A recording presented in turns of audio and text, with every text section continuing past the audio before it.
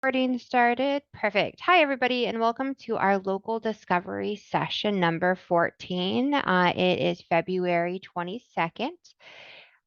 So today we're going to be looking at some business requirements and mockups for one of the epics for a milestone we're working on, which is to expand the customer tracking functionality to store, search, and create customer records. So we're going to be digging into this document, and further down I have some mock-ups that will start looking at some screens and talk through how those screens would work so that we can get your guys' feedback on if there's any changes we need to make or any different direction we need to take these. After we go through these with you guys, we will go away from today's session. We will make updates to our mock-ups, business requirements, and user stories. And then I will work with our dev team on any big changes that come out of that. And then we'll be taking it to the system owners team, which is some of our state folks, to review with them to get their approval on before it would move into the pipeline for development and be put into a sprint. So the purpose of today's session is to get your guys' feedback on what you guys see today. Before we jump into these mock-ups, I want to give you guys a little context around some of the identified changes that are going to be made to some of these initial pieces, such as the future customer and application statuses. So in the past, we had customer, inquirant, applicant, registrant, and exiter. And as we were walking through this new flow with this state and policy, we came up with some new terms that we will be using in a new system. So we'll still have our customer record. So this is just when a customer record is entered into the system and has no self-service or application information identified. We do know that we get that every once in a while in the system. And then next we have self-service customer. So these are customers that have a customer record created in the system and have received some kind of self or universal service. At this point in time, we know they become a reportable individual and have some specific Perl elements that have to be collected on them to be reported. Most of those we will capture as part of this customer record, but we are still working with Jeff to define a few others that kind of fell outside of the basic information being captured. We know from here a customer could then move into completing an application. Additionally, a customer could move from customer record straight into completing an application if they do not want to receive self-services. So you'll see we have those two different arrows. An applicant is someone who has started an application and the customer is determined eligible. So at any point from starting the application and being determined eligible, they'll be considered an applicant, which is a little different than how it is currently defined. We tried to fit more to the true meaning of applicant. Right now, I believe an applicant is somebody who has submitted an application and the customer is determined eligible. But if they have just started an application, they're considered an inquirant, which was a little confusing to a lot of folks that we talked to, because typically when you start, you're in an application process, you're an applicant.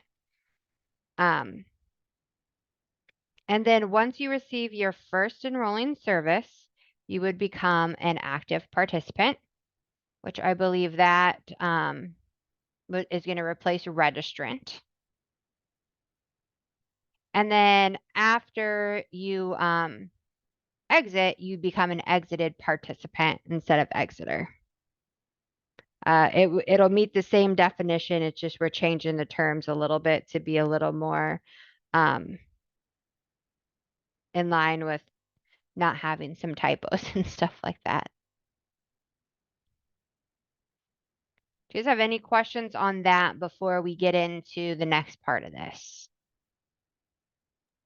Sorry, I think I might have missed it. Yeah, and Paul had the same question he just put in the chat. So is there going to be any no, I like it. I just didn't know, is there any distinction what you're going to call, are we somebody once the application has been certified as like eligible under one of the titles, or is it pretty much that's all still part of being an applicant? You're an applicant when you're certified, but you're also an applicant when you begin the application form. The latter. Gotcha. Okay. Yeah, I mean, I And, like that because it's still there's like people would ask, is inquiring or are they an inquirer or are they a customer or are they applicant? I'm like, well, because I always I'll when train providers, people ask questions like the status of someone. I'm like, well, the applicant has done this, and because yeah, they're in the process of applying. So I kind of like that. That I like your change there. and we'll still Oh. have the same certification process and have that certification date so we could easily find customers to differentiate. Or have they just started an application? Have they completed an application? And has their application been certified? Okay. So just to further clarify, in the old one where it said inquirent and then applicant, if they're in the inquirent status, you were able to change pretty much any data. But if they were in the applicant status, you then couldn't change data once it's because in the old way it was certified, so you can change any of the data at that point. In the new one, where we're saying it's an applicant, and in that applicant process, they could have started the application, completed the application, or the application could be certified. Does that mean that even though it says applicant, we would be able to change any data until we actually certify that application? Correct. Okay.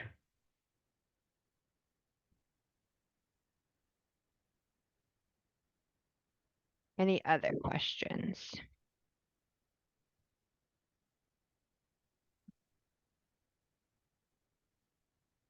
All right.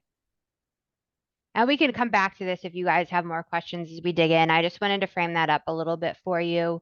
We're working with work groups to define these appropriately. Mainly, we're taking the old definitions and just like updating the title or tweaking them a little bit for those ones that did change quite a bit more. And then, so the next thing we did is we looked at the screen for creating a customer record and we crosswalked it with what is in IWDS, what we're going to have in the new system, and identified if it is in the Pearl for a reportable individual and what Pearl number it falls under. And so I want to talk through this with you guys before we get into some of these screenshots. We're going to see them a little bit more as like what they look like on a screen later down. But this is, so I go to create a customer record. I'm going to collect first name, middle initial, but so this field here, so that it won't be required, middle initial will be optional, first name will be required. They're not technically on the Pearl, but we know those are pretty basic pieces of information we need to have to function. Last name, we will require. Sorry, I thought I was getting my columns mixed up. Home zip code will require. Email address we will require. We did not require it in IWDS. We will be requiring it in the new system because it's necessary to create the Illinois WorkNet ID for that customer and to give customers access to view public information. Without that email address, they cannot get into the system or reset their password or anything like that. Well, there was an email address where you could put in IWDS. Yeah, nobody wasn't putting that in. That's how we was working at with the email address. It's in the contact page, if I'm not mistaken. So It it just might going. be in the additional contact information, but it was not on the create customer record screen. Oh, got you. So that's the difference. Okay, then. Thank you. Yeah, several of them, we had accounts port over from IWDS to Illinois WorkNet, and several of them do come with email. So there is a way for you guys to add that. It's just not on this initial screen. Got Mark, you. you have your hand up? Yeah, are you able to hear me? Yeah. Okay, I'm on a headset, so making sure. I'm actually waiting for the next one, next couple. Just Oh. got my hand up early. Okay. Oh,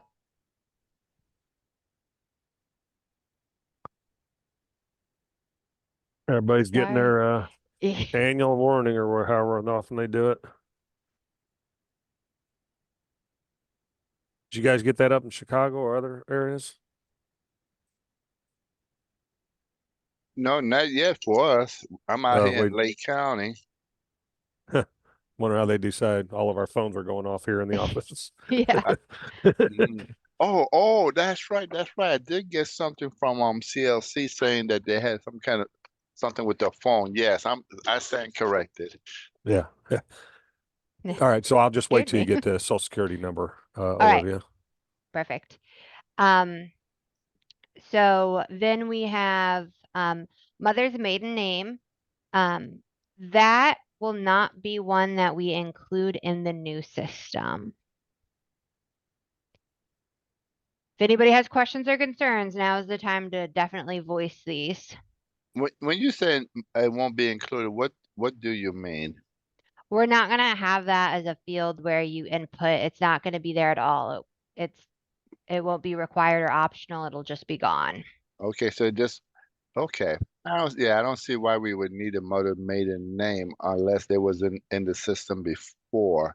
But yeah, I think It you're right was. about I that. could be way off, but I thought was there ever anything with trade where that was some kind of identifier or something? I I want to could say be for wrong. Trey, I think Trey did have something There was with something that. that might have been the Yeah, only reason why we ever would have used it. Yeah. yes.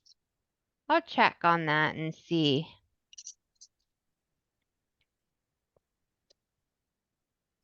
All right, next is the social. Oh, I'm sorry. Hey, I'm sorry to interrupt you, but this is initial customer intake, right? Initial customer entry. this is to create the initial customer Right. record. So Yeah, so things like that, we may have to capture it somewhere else, especially if we get into the trade deal, but it could be captured somewhere, but it doesn't necessarily have to be captured. Just because we don't have it here doesn't mean it's going away completely. Right. Gotcha. Yeah, so we don't need it on this first page. No. Right. Anything on this first page, if we go away with it, I think, I'm just correct me if I'm wrong with you. We could potentially pick it up somewhere else. definitely put it somewhere where it's more Yeah, TA yeah. specific, so we're not capturing Oh it for yeah. every I mean, Yeah. I'm customer. fine with getting rid of, less is more, so anything Thank we you. get rid of in the upfront part. Oh, absolutely. I was just saying if someone was asking why we had it in the first place, and it may not even be something that would still be required for GA. It might have just been way back. But yeah, I mean, Yeah, we phone telling our get rid age. of it.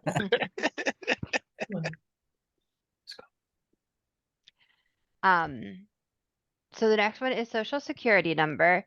We will ask for their social security number, but they will have the option to say prefer not to answer. So it won't technically be a required field at the customer record level.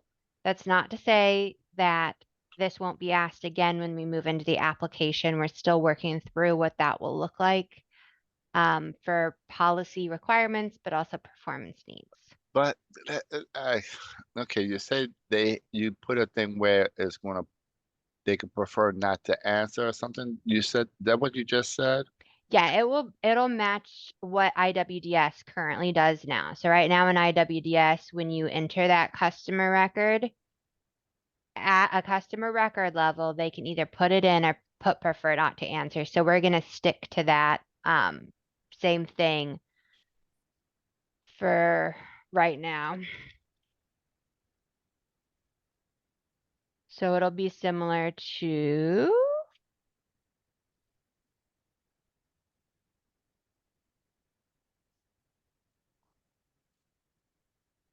I don't know if I'm gonna be able to get to it. I might have to. Yeah, I'm trying to remember that part because yes, that's going to show you the full at the customer level. And when you do the guided information,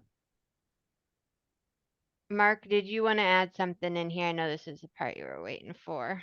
Well, I think it's a little bit different since this is this first page. I was thinking about whether I thought the why there was a required.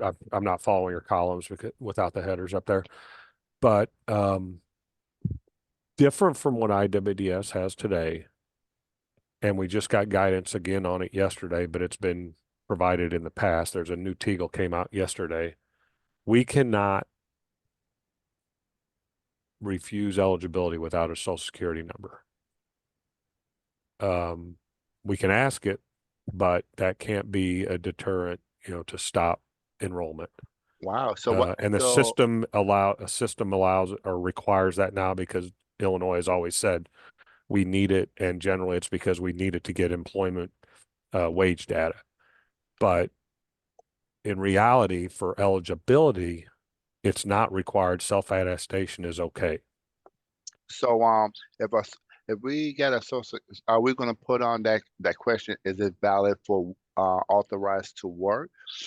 Because That's a sometimes I think that's a different element or ask than social security number. because the Yeah, I social was gonna say, security I mean, card does have that on there.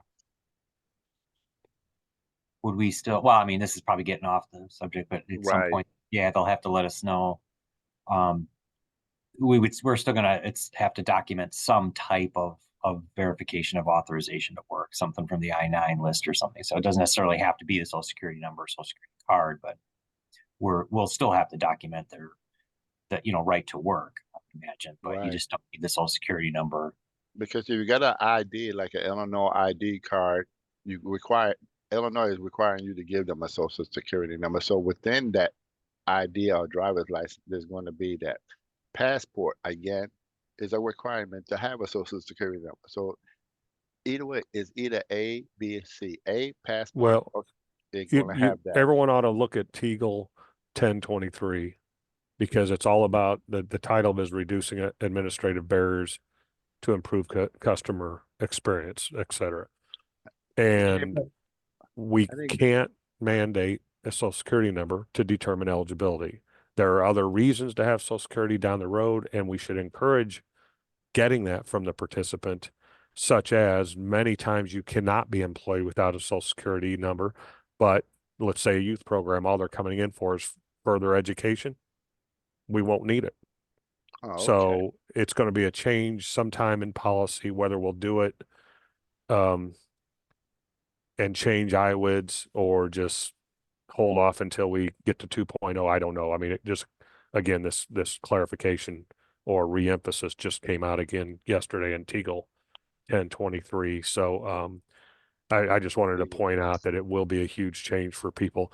And what it'll go back to, which many of these things we're going to have in 2.0, is appropriate career planning and discussions. What questions should you ask? What should you encourage in your discussions with the individual, things like that. And for this, it would be that, hey, we need your social security number to determine certain things. Do you have one? No. Okay, well, we'll go ahead and go on and we'll help you determine eligibility for our program. But just be mindful, you're not going to be able to work if you don't have a social security number. So if you need help getting it because you don't have it, let us know. We can help you. That's part of what our system does, et cetera, et cetera. So it'll just be part of a career planning clarification of how you address that and when it is mandated.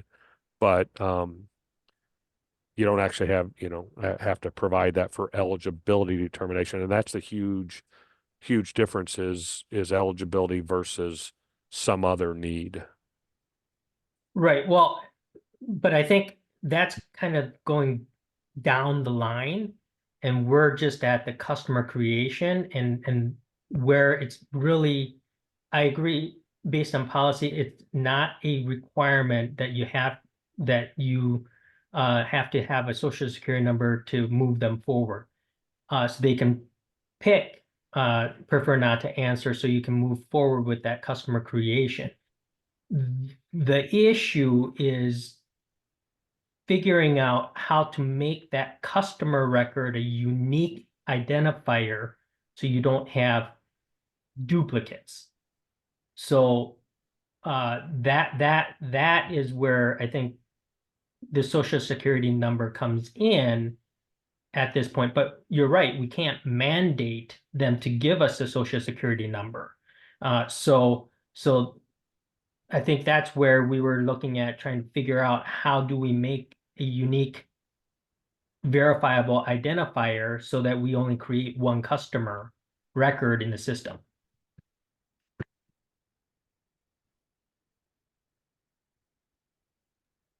And I agree with Paul because sometimes when you search, depending on who's doing the search, they may come up and say that, well, the customer doesn't exist, and I can search and find the customer. So I agree with him completely. I also think that they'll be very aware. So when you talk about conversations we'll have with people about not needing to provide their social security number, but make them aware that they won't be able to work in that field. If I'm going to certify somebody, you know, like, so if my wording is, you know, you're eligible, you know, I want to be able to move forward, but they can't work, then that's a concern for career planners and we as well. Like, so the wording, how we would say it to somebody, I guess, is my thought process. I'm just thinking there's going to be a new loophole for people to use to not provide their social security number, because everything within Riola back in, you always needed a social security number.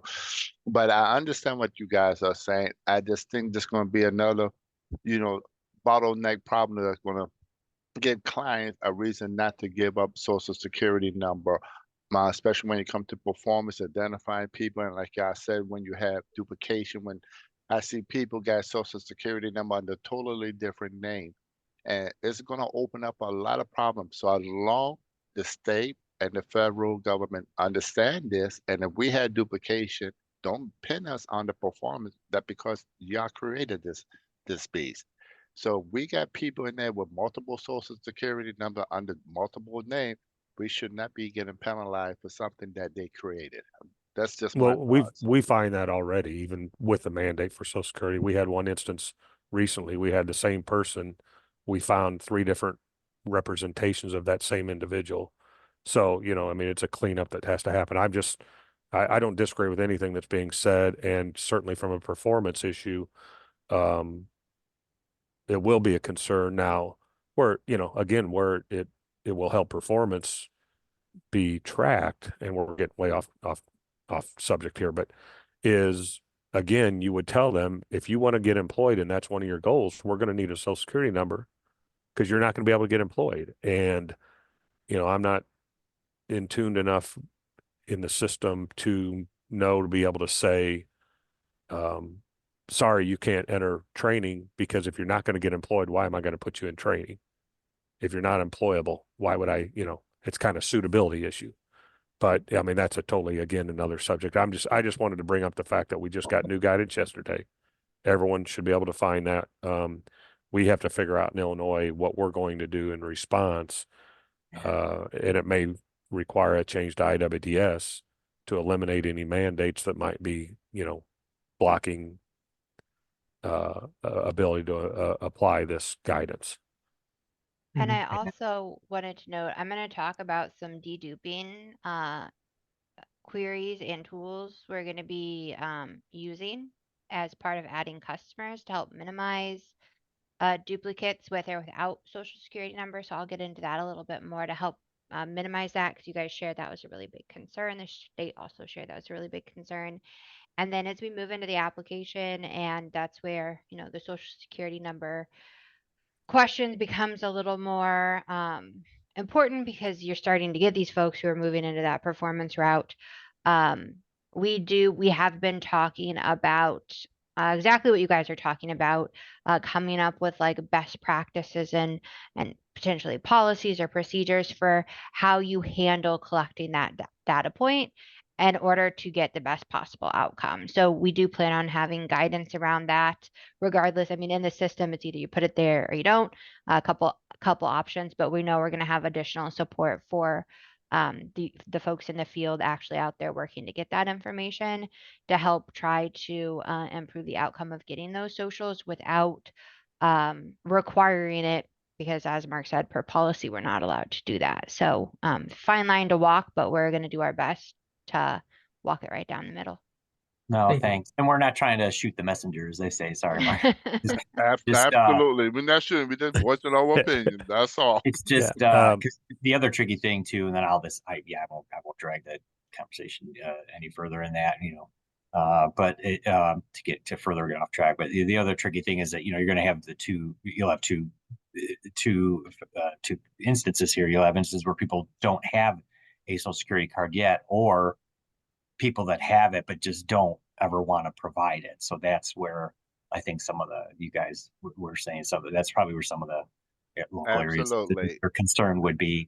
I'm And- not too concerned about duplicates. They're not it's not an epidemic, it's not in our area too much, but I would be, as Mark, as you said, more about being able to capture, wage data for performance. That's where it would be, that's where it'll be, remain to be seen how that's going Yeah, it's to. gonna be a performance. It's gonna be a performance issue to some degree. Not that much, but that's sometime one or two really make a difference if you're trying to capture that meeting that percentage or even exceeding that percentage. Yeah, that I was just thinking that too, and maybe something we can present to Region 5 to say, and be ready to include in performance. Say, you know what, there's going to be a little bit of a downtick if we enforce this fully, in our performance, because we could see a handful or however many across the state, and each of you looking at it from a local area, where we're not going to be able to gather certain performance outcomes because they didn't provide it. But we'll look into that. The question I had here then, if it's not mandatory and they can opt out here, if this screen is all about getting certain initial information, why does it even need to be here? If they can collect it here, I think it'll, aid in them being able to more easily move forward with the application, and also to help to minimize duping of customers. We don't have to collect it here if we don't want to. Yeah, I was going to say, I'm not opposed to it. I'm just trying to be consistent in when and what we're asking throughout the whole various processes.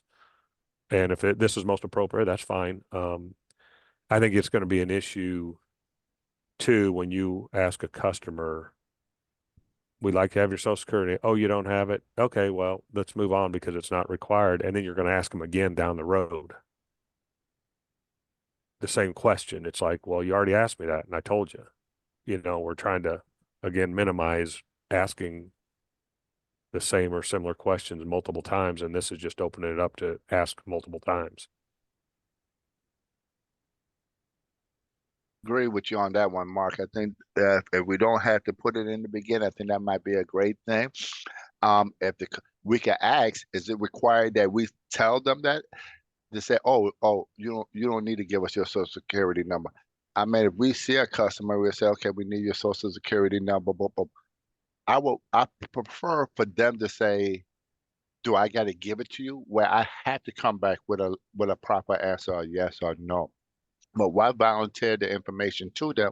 Because if we start volunteering information, what is acceptable, what is not acceptable, the word's going to get spread out around. Oh, you could go there. You don't have to have no social. And then this going to just open up a whole can of worms. So is it required for us to tell them, or if they ask us? It's going to be something I got to read on that Teagle 1023. You said, Yeah. Mark? Yeah. I don't know that they give it. It's not very many pages. I was a little disappointed in that regard. I don't think they give a whole lot of recommendations on how to apply it. I think it's mainly, and I think to your question you presented, I don't think you would ever tell them, even if it was asked at this point. I don't think you'd say, well, we don't need it, but do you have it? I think you would just say, do you have your social security number? So we Correct. can move Absolutely. forward. And if they say no, or yeah, but it's at home, so I don't know what it is, you say, okay, let's keep on going, but we'd like you to bring it in next time, or give us a call. Well, you wouldn't give them a call. You don't want to do that kind of number over the phone. Man, Mark, you old school for sure. You think just like me, because that's the same way I was going to do it. Yeah, again, I think that's, and you guys are all much better at it than I would ever be. But it's about the way you word anything, whether it be a statement or a question. So don't give them an out in the way you state it. Give them the out once they respond to your request and say, okay, well, if you don't have it today, let's keep moving on. We're gonna get you in there and help you. but we ask that you bring it next time because then they'll answer, I don't want to give you that, or I don't have it. And then that's two different routes to take. I am gonna take this to the system owner team. It will, in the end come down to if they want to have it there as optional or if they want it completely removed, and we'll need to check with Jeff. But I would like to give them an idea of what you all at the local level are thinking, if you would prefer to see this as optional or prefer to not see this at all, so they can kind of have an understanding from your guys' perspective where you're at. I was trying to see if I could throw a poll question in here, but we don't have those set up. So could you guys type in the chat either I would like to see SSN as optional or I would not like SSN to show at all in the chat? And then I can pull those afterwards and kind of give them like which way folks are leaning. I'm going to give you Do you all mean just a minute to via do that. SSN, like we're talking about right now, just in the upfront, the very first initial Yes. screens? As it relates to creating the customer record, if you would like to see it right here like this, they can enter their social security number or check prefer not to answer, or if you would prefer this to not show at all. And ask later, right? Yes, an ask later at the application. Gotcha. Thank you. So one other thing is in this creating a customer, because a few years ago we got like a hand slap during our monitoring, a very minor one for their customer record name not matching one of their verification documents.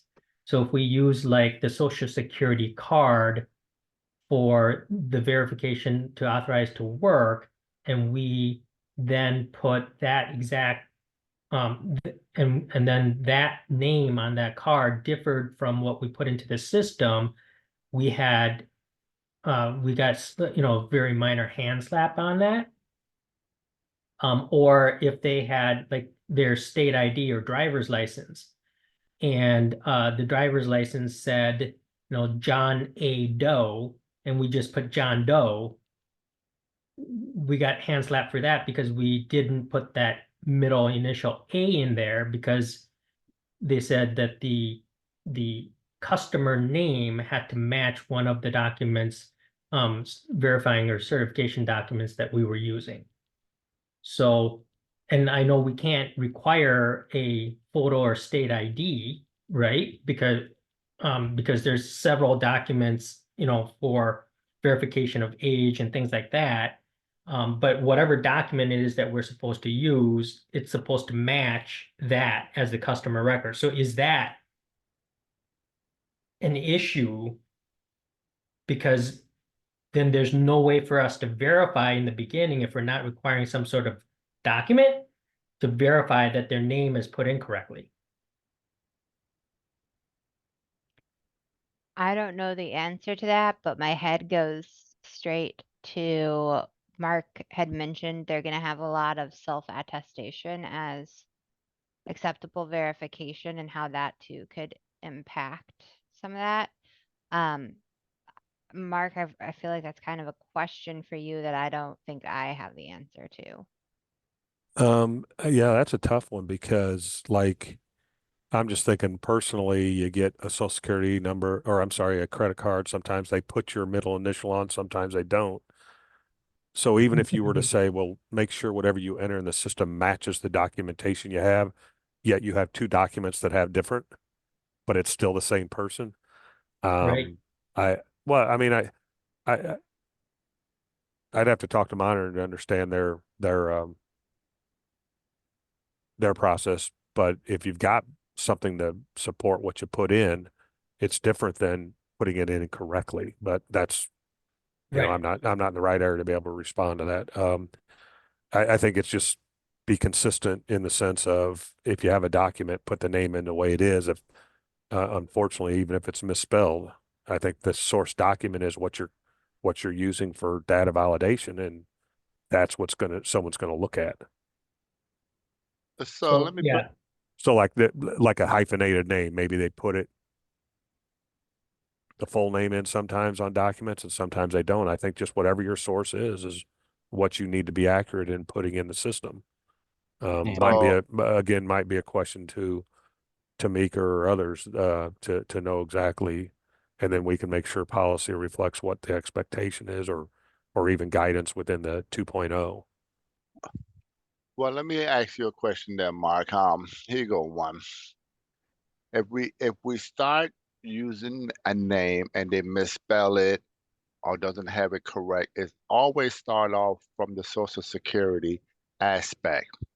Because now for tax years or if you pay work experience or whatever it may be, if your name is not spelled correctly on there, it's going to get kicked back. And then IRS going to say, well, you better go get this thing fixed. Now they're coming back to the local area to go back into the system and fix everything. I mean, saying that they want to put their name this way, I don't like it because now they're just going to put any kind of Tom, Dick, name on there. I think the birth certificate and the social security number, that's the valid and the true spelling of the name because those things going to be correct because it's a government requirement for your social security and everything. Because moving down the lane, guess what? If your number is not correct and you got a bogus and you've been working, and when Social Security come, you're gonna have to get back and have all of this fixed. So, do we want to start putting all of this extra burden on the client that cause problem later on down in their life, or do we fix the problem now? I'll let y'all tell me what y'all think about that. I think at this point and where we're at in the system, we're too early to be doing any of that because we are not asking them for any kind of eligibility documentation at this point. right.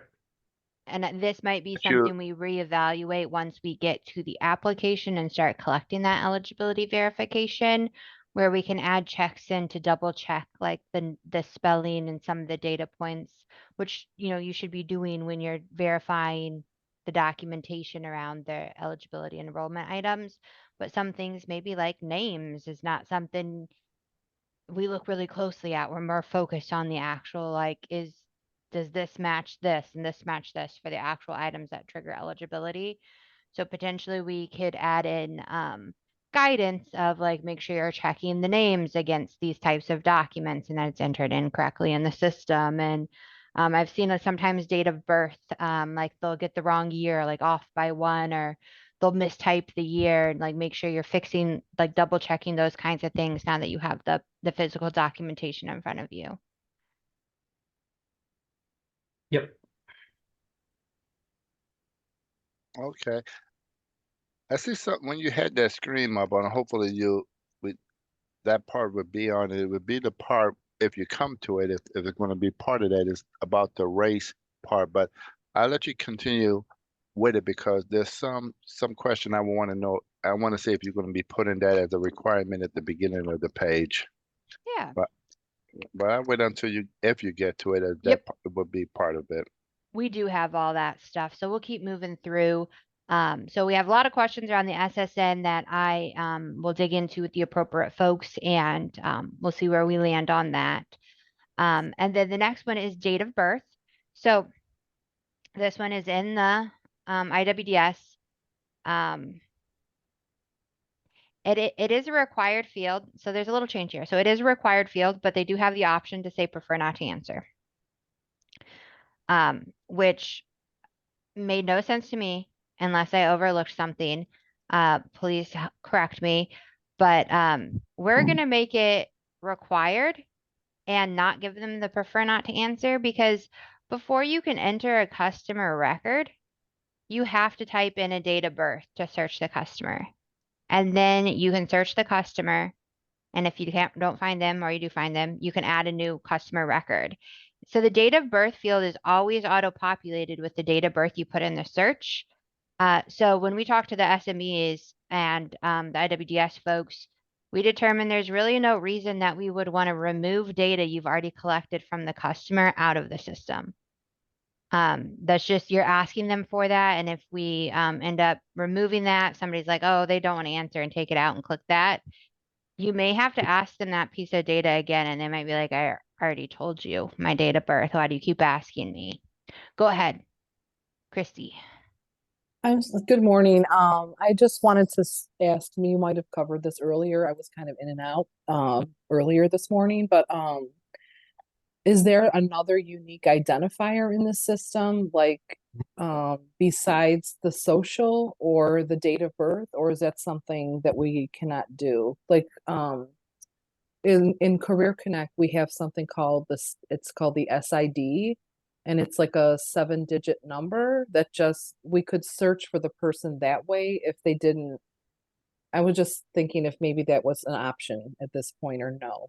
Yeah, once we create the customer record, we'll generate a ID specific to that customer. And then when Mhm. we have our search fields later down the road, you can search on that number as well. Okay, so the date of birth would not be the unique identifier, but it would be, you're saying it would be required at this point.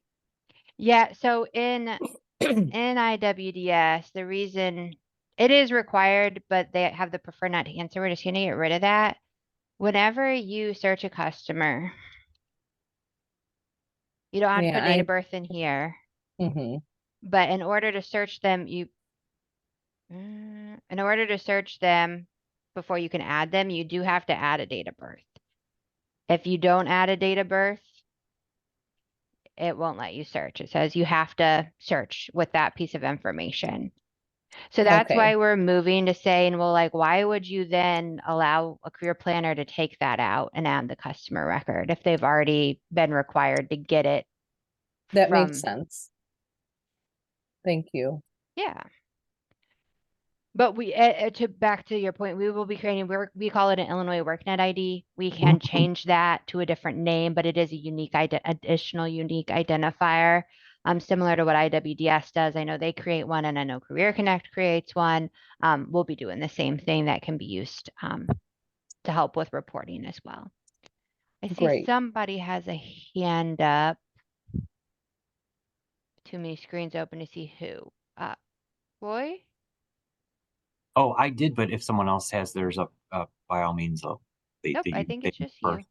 Um, so yeah, no, I was just gonna, yeah, just to, and I, Chrissy just kind of, kind of mentioned what I was, yeah, what I was thinking as well, is that there's other ways. I don't know, from a technical standpoint, because but you're right. Yeah, we did talk about this. We talked about this early on. We had a good, we all had a good discussion about, brainstorming about, possible ways to come up with other unique identifiers, not only just to prevent duplicates, but also for for a quick search to locate a customer or an individual very quickly if you're trying to search for someone. So that's what I was thinking. I was like, we could maybe the Illinois WorkNet ID, if we're going to require the email so that they can get an Illinois WorkNet ID generated.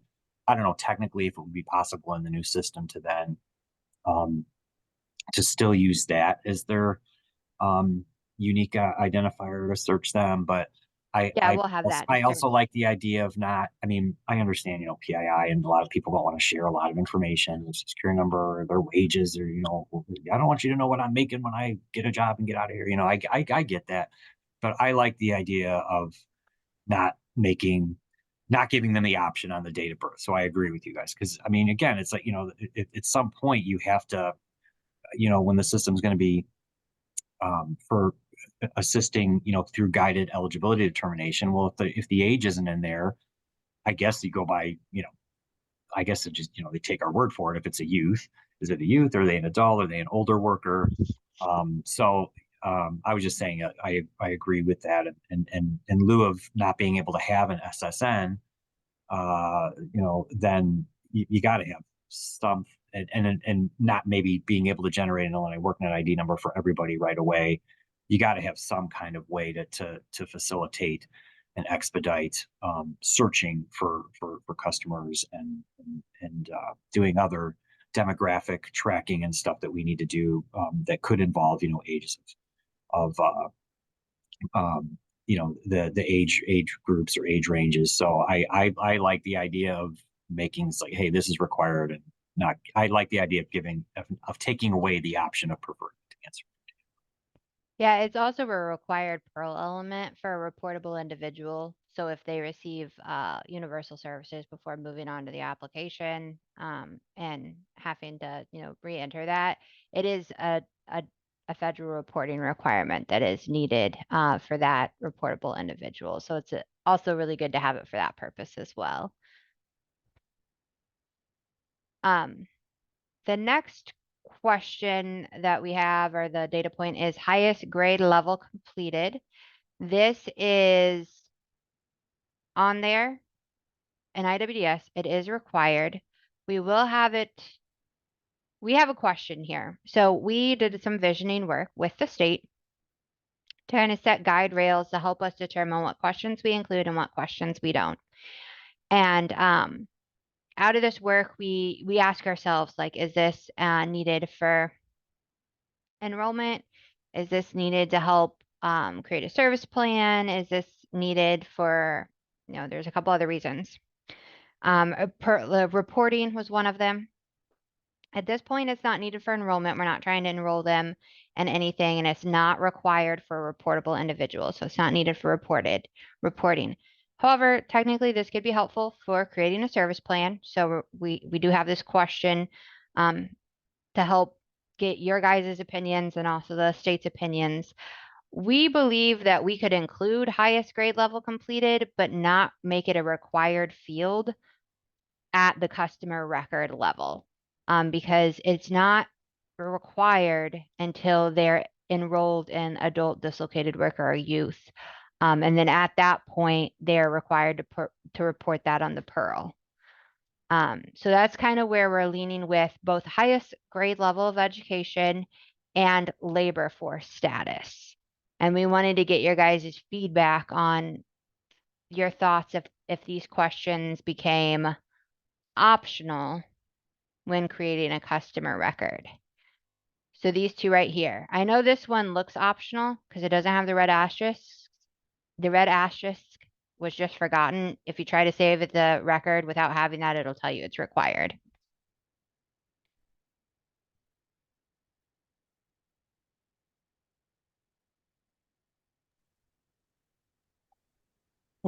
This is Christy. I think anything as least the less information at the beginning, I think it's easier, and we can just collect that during the application process. But that's just my opinion. I'm inclined to agree as well with that. Although, and again, maybe I'm, looking through too much sometimes with my, as Robert said, my old school kind of lenses of how we, do we and we owe and so that could be it too. But for some reason, maybe that's why I'm kind of hung up a little bit on the labor force status.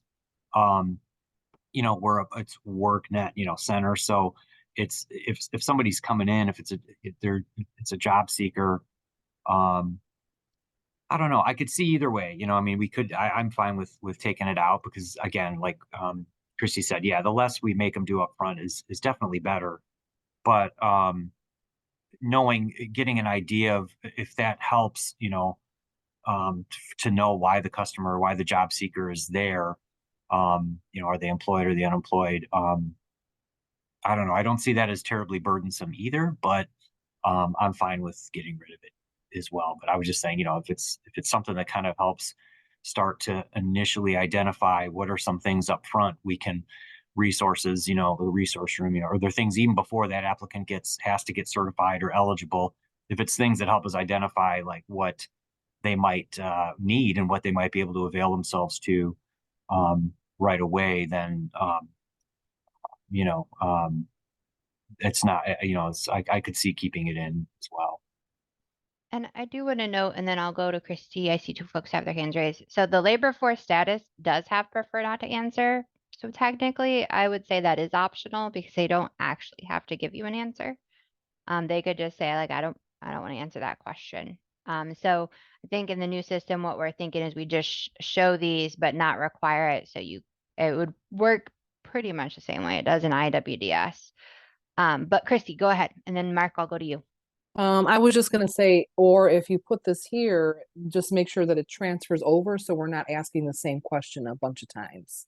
Yes, So it's fine either any way, data. that's all.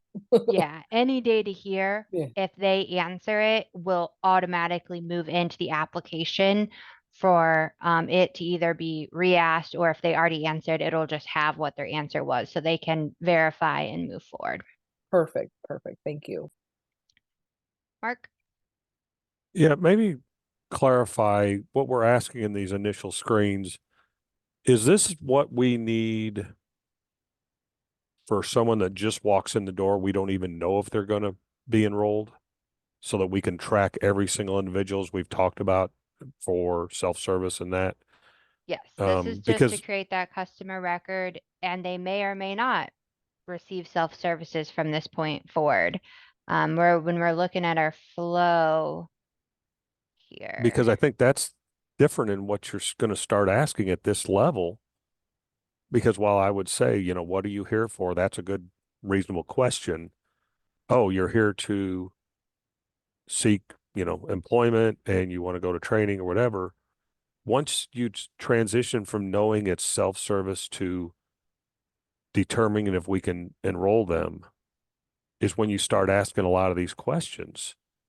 Some of them, you know, labor, are you employed or not? Or you just want to get online and look for a job on your own, self-service, great. But I think that we have to keep in the back of our mind, this needs to be as simple as possible because the initial intent is it's a self-service customer.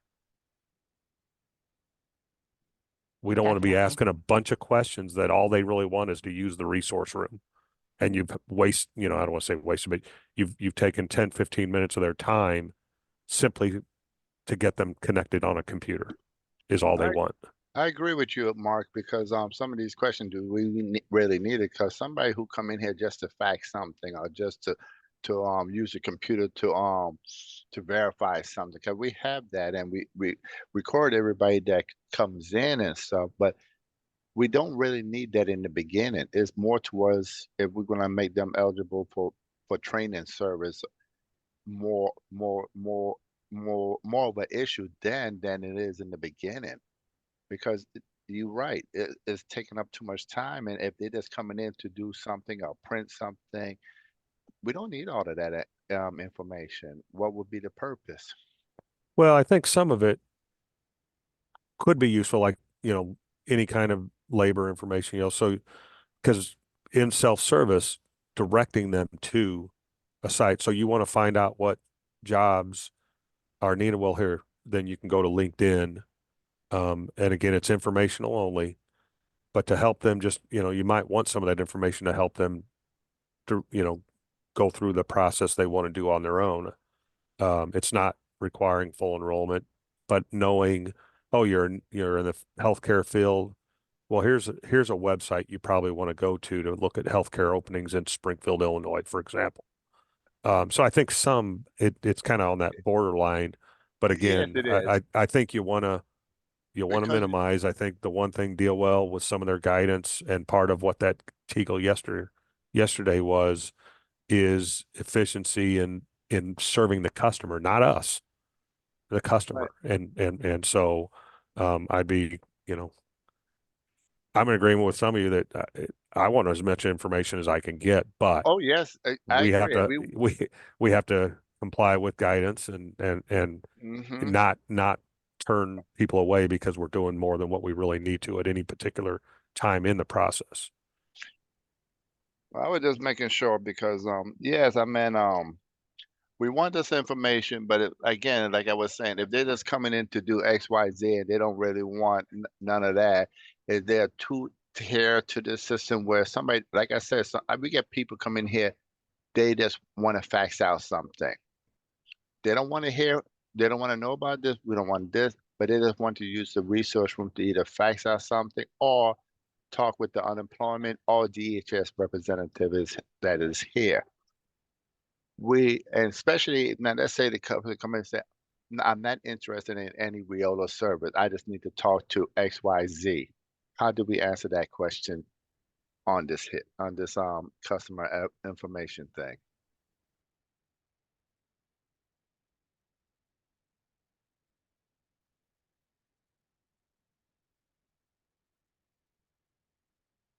what question? Just this labor force status question, or like the whole create a customer record?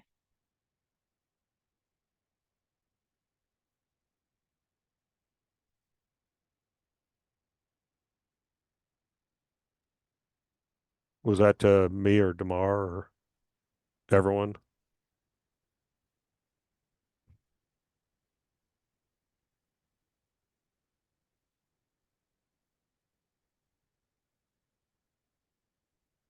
I like the comment in the chat. I'm gonna make a note of that.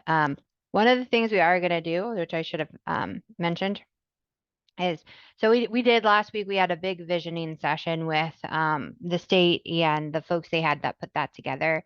And as part of our process, we're gonna walk through files.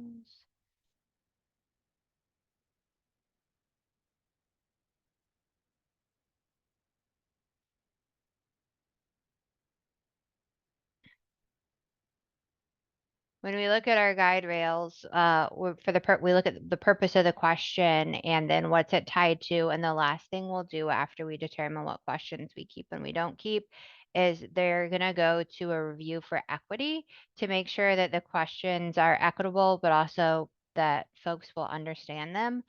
So a lot of these may be changed a little bit in the way that they display on the screen. We're not going to get into that in this session. Once we determine which ones are good, we'll send those to this group to review, and those will be seen in UAT where we can tweak if you guys feel from the field that they're not going to be understood.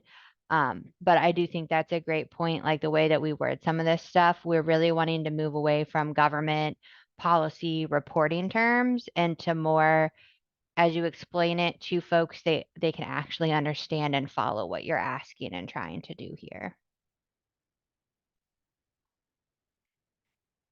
So I'm going to keep moving down.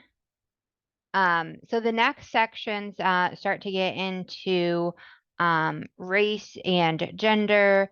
And just different categories like that. So we have Hispanic or Latino. This will remain as it is. It was required in IWDS. It will be required in the new system because it is a Pearl requirement, a federal reporting requirement for reportable individuals. Same with race and ethnicity. We have these codes aligned to the different races that the Pearl is looking for. We'll work with the equity group to see how that will be handled. Okay, on that's why I wanted to touch base with you with the race. Okay. Now, based on what's in IWDS, it really doesn't cover everybody, especially the background and stuff, ethnic background, especially if they like a multi-race type of situation. It doesn't really, the southern part of a country, Mexico, Central America, you know, the race thing on here doesn't predict for those type of people. It seems like there's a lot of stuff there that, I guess, biracial and stuff is something that is not there.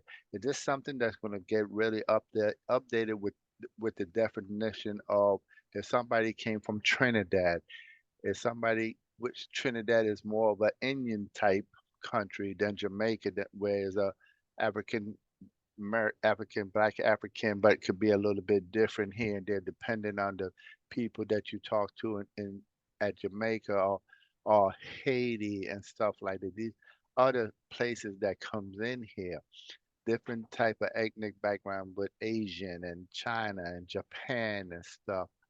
How are these things going to be really more defined so we make sure we have the proper element for these races that come in here to use our service? That's, I guess, what I'm trying to hopefully we fix. Because if you look at the drop down box and what you had up at the time, I said, yeah, let's come back to that because if you look, it's very stagnant, and that those things been there for these things been here from JTPA. So is that part ever going to get updated? I leave it up to you, Mark. Yeah, I think some of that's already being discussed by the 2.0 team in the sense of, the bad thing is we have to report in a Pearl that we don't have control over. So whatever we capture has somehow got to be mapped back to just the elements that they give us. We can expand those for more clarity if we can map it back, but we can't create something like the unfortunate ones are more like around sex. All we can map is male, female, or choose not to provide.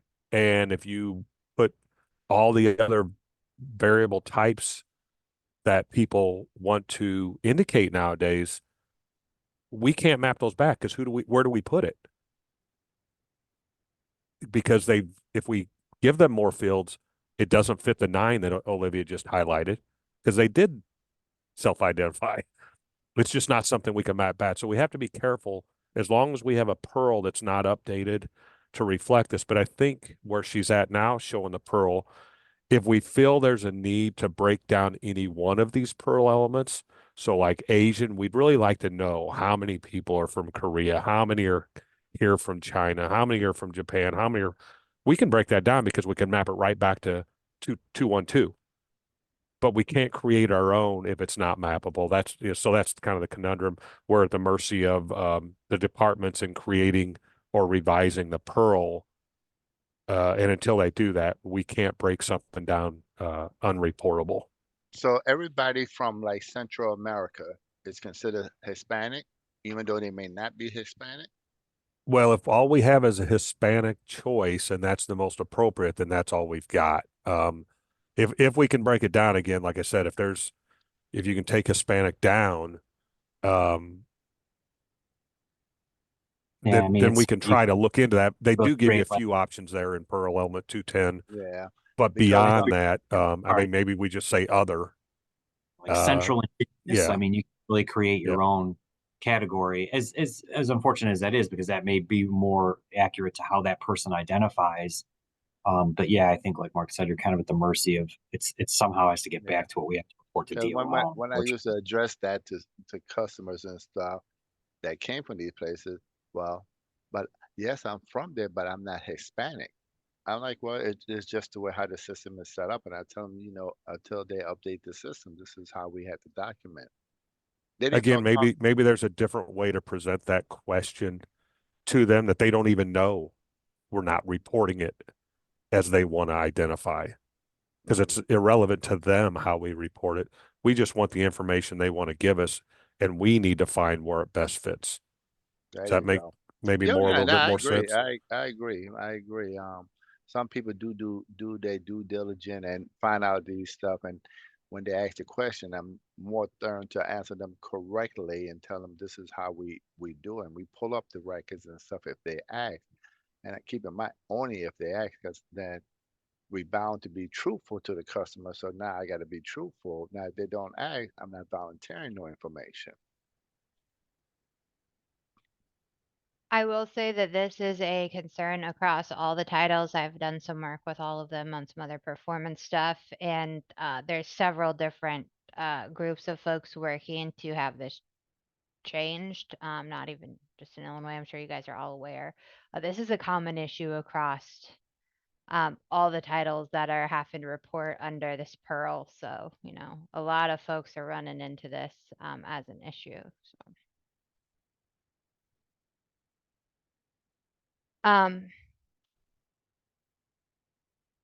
Any other questions on that before we keep moving down the list?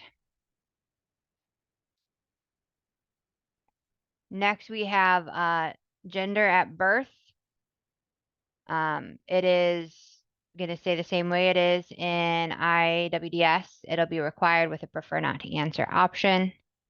Very similar issues to what we see with race and ethnicity of just not having a full comprehensive listing that matches the definitions people are using.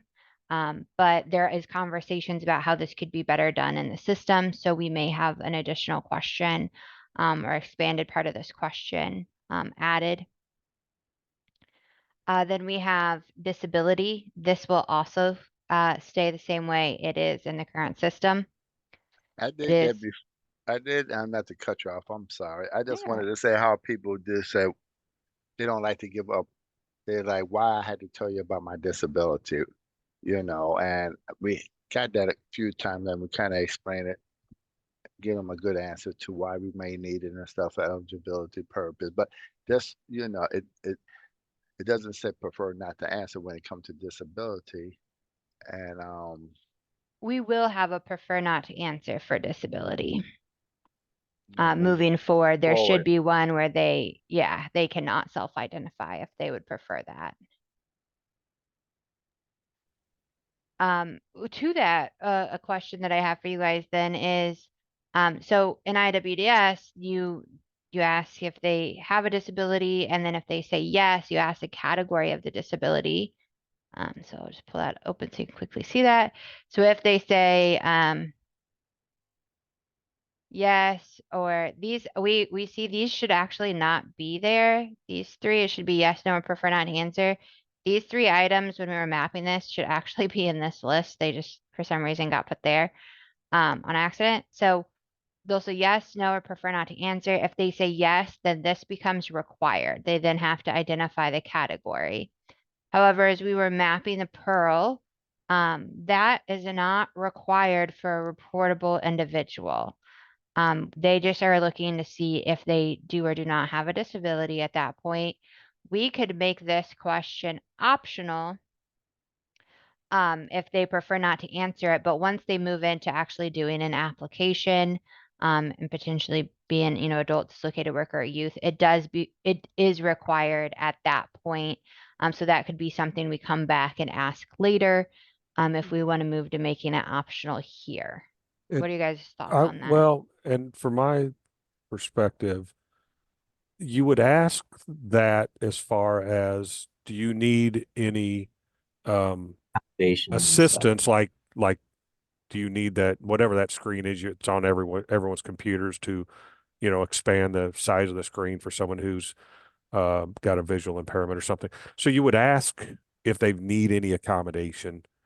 I don't know. I mean, again, I'm one that loves data to be able to sort and analyze later, but I don't know that it's necessary at the self-service level to document it unless others think, yeah, why not add? I mean, but it's, again, I don't think you're asking the question, do you have a disability? I think you're asking, do you need accommodations? And that's all I would check, and whatever that accommodation is. Yeah, I need a stand-up desk. I'm not able to sit for the amount of time I'm going to need to do my job search. Or, yeah, I need your, and I can't remember what the name of that program that a lot of local areas use on their computer. But again, the Pearl directs us to a question that probably isn't the appropriate question to ask. Just ask if they need an accommodation, and what would that be? And then you can fill in the Pearl. You can fill in IWDS or IWDS 2.0 in the appropriate fashion because they gave you certain information. And if they're going to be enrolled, the question expands because now you want to make sure they get the services they need. That's why you're asking. It has nothing to do about reporting it. We want to make sure we get you directed to what you need to succeed. So just clarification on that, because so irregardless of whether they have a disability or not, if they're asking for accommodations of some kind, then we should be giving that accommodation to them. In which case, if they wanted something where they could see a bigger screen and they came in and said, I need a bigger screen because whatever, right? There's nothing to show that they actually have the disability that they would need that equipment, right? So it could potentially tie up that equipment for somebody that doesn't really need it. So I'm not sure if that's kind of, if they're coming into Career Center, they're a reportable individual because we create a customer, do they need to show some sort of disability documentation to request accommodations? I don't know think that from an I don't EO know that standpoint, that's appropriate. I think that's taboo. I think Yep. from an EO Is it? standpoint, Okay. Robert would know better too because he's an EO monitor. But Yeah, I'm not sure if you're allowed to kind of ask them or require them for that. That's a good question though, but I'm not sure. Because I, like if they were in like a training institution, like a college or something like that, they would have to, work with the disability office of that institution and have verification of that disability to request accommodations in the classroom. By education standpoint, you're doing so because you're giving them accommodations that are different than anybody else. So I'm gonna require as an instructor or as a college, proof of, to make accommodations, like you need verbal testing or that kind of thing, because I'm giving you something, I'm not giving the rest of the students. So that would be why they would do that at a college level. right. Al and Olivia I'm pretty sure we've got the DEI team eventually that will be involved. I think this is a question for them on how, because I'm not as strong in that area, obviously, and we need to make sure we get this right. That's also part of the 1023 is accessibility and stuff. So that Teagle, even though there's no real guidance, unfortunately, and that Teagle just says these are the things we need to be mindful of. I think we need somebody that has a stronger understanding of DEI to know what can be asked, how it should be asked, how we should respond, because maybe these examples, Paul, and I think that was Lori, gave are appropriate. Maybe they're not. I mean, I'm just saying this DEI is such a new area that I would not be comfortable making recommendations or suggestions without them being involved on how this should eventually be addressed. We'll definitely work with them on this area. In addition to the task force or the work group we're gonna have put together. So the last question is the veteran question, which will remain the same as it currently is in IWDS, and it is required for a reportable individual for Pearl. So that gets us through our table. The next thing I want to do is I want to scroll down. Just some summary information to the mock-up portion of today's session and walk through what some of these screens are going to look like with you. Do you guys have any questions or additional comments on the table information we covered before we move on to some screens? I did, sorry, and I don't mean to belabor that point, but so were you saying that I know you're saying let's if you do select this currently in IWDS, if you do select disability, then it requires you to check one of the categories of disability affecting employment and this and that. Are those not reportable on the Pearl? Those aren't things that have to be reported?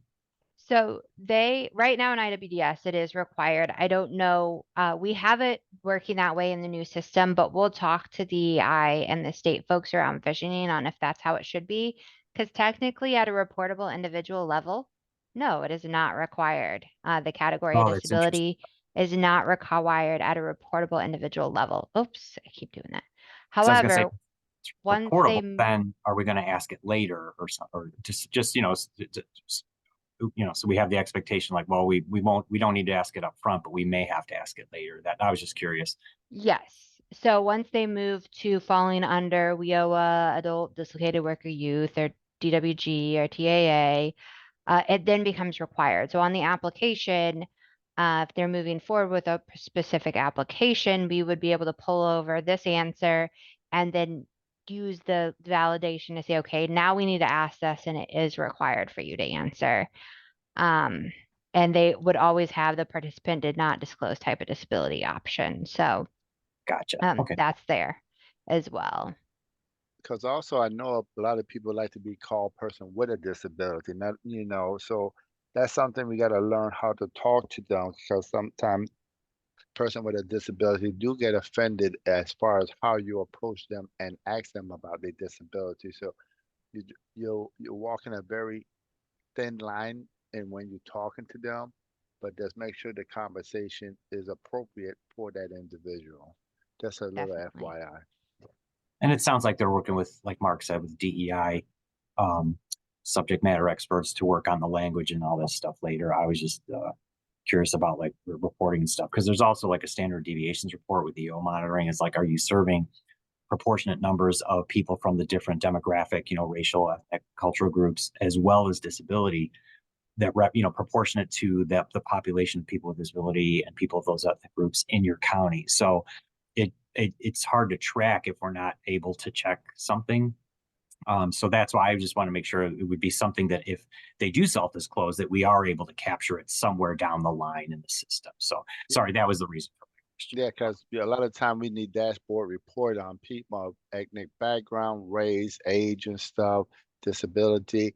So we like that to know from a local area perspective, what type of people are we serving, what type of people is coming in, because people in office and stuff want to make sure they helping the people that they is providing a service for, and they just don't want all the real dollars just to go to one particular group. They want to see it spread out, because then everybody's getting the full advantage of using real funds.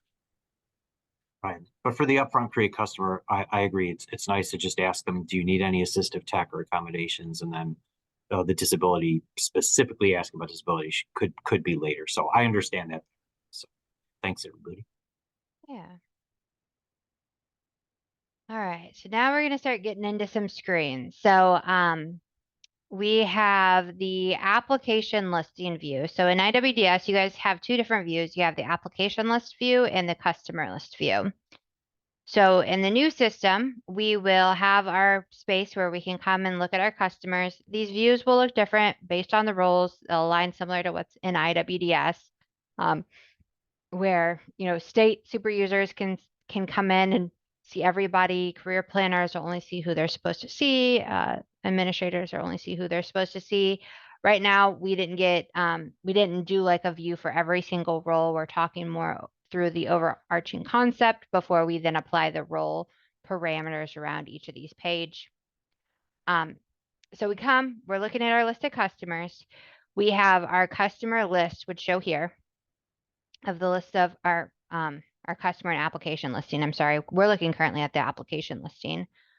So we have that showing here. We also have our search parameters over here. So we're going to move away from a screen where you have to do the search and then come to a table. We're going to give you the search fields and then show you the table so you can kind of manipulate those on the fly without having to go back and forth. I'm gonna go in depth about what each of these areas do, but I want to talk about the different elements on this page first. So we have our search. We have the switch view. So when you click to switch the view, you can move between this panel view and this stacked view. So whatever you're most comfortable with using, you can easily switch, click it again, and switch back to the panel view. You'll have your list of primary filter options. You'll have an advanced search that you can open that gives you additional filter options.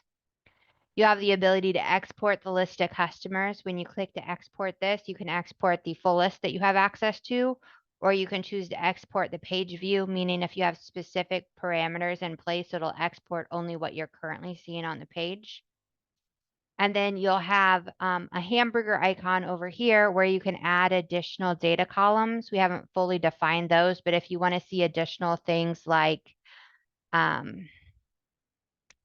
certification date or something like that, you could add those data points to see those around the different applications. If they have them, it'll show. If they don't have them, they won't have dates there. These are all sortable, so you can sort your list using these arrows to sort these down. We have pagination on the top and bottom, and then you have the ability to switch over to the customer list view if you want to view your customer list versus the application list. And then we have the button to add customers, which we're going to get deeper into that part in a minute. I'm going to scroll down here real quick. Our advanced searches, so when you click to open that, you just get a couple additional fields that you can search on. And then everything else is still the same. It just moves to that stack view. So the application list elements include the grid column headers. So those column headers, as we saw, have last name with sorting controls, first name with sorting controls, SSN with sorting controls, the application date with sorting controls, program with sorting controls, status with sorting controls, and career planner with sorting controls. And this section just goes into the content. It just explains that the last name of the customer is going to be hyperlinked to the customer's profile. So you'll be able to click on that and it'll take you to that customer's profile. The first name of the customer, you're going to see the last four SSN, the application identified within the application, the program the application is associated with, the status of the customer as it relates to that application, and the career planner associated with that application. So that is just what all these, it's just explaining what all these are going to identify. When you click on the career planner name, it'll open a modal that will show you the career planner information similar to what it does in IWDS. I don't know if I have that screenshot in here yet. Let me, yeah, hold on, I have a couple additional screen mockups that I haven't got into this document fully defined, but I have them built so I can show you.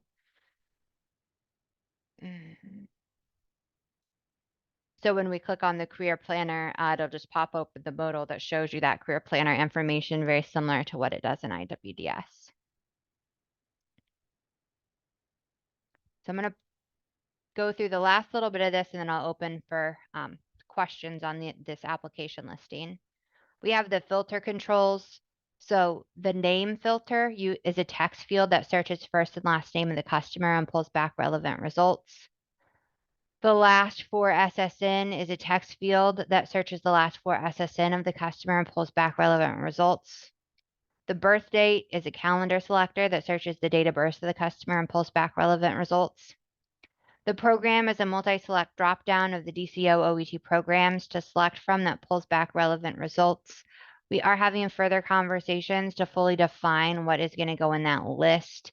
We're not bringing over all the data from IWDS. We're only bringing over from 2014 on. So if there's any programs that are no longer applicable, those might not be in the list. Plus DCO OET has special programs that we need to identify how those are going to fit in the list. So we're still having those conversations with the state to fully identify what that drop down will look like.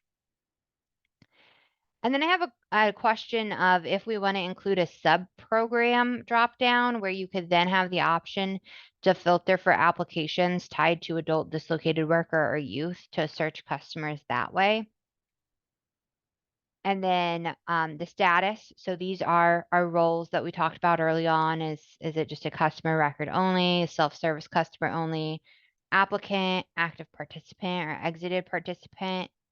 And this is where that hamburger icon would come into play. So if you're like, well, I want to look at an applicant, but I want to filter on like date application was completed or certification date, you could easily find a list of those that have a certification date and those that don't, to see kind of where they're at in those different statuses within the applicant status they could fall in.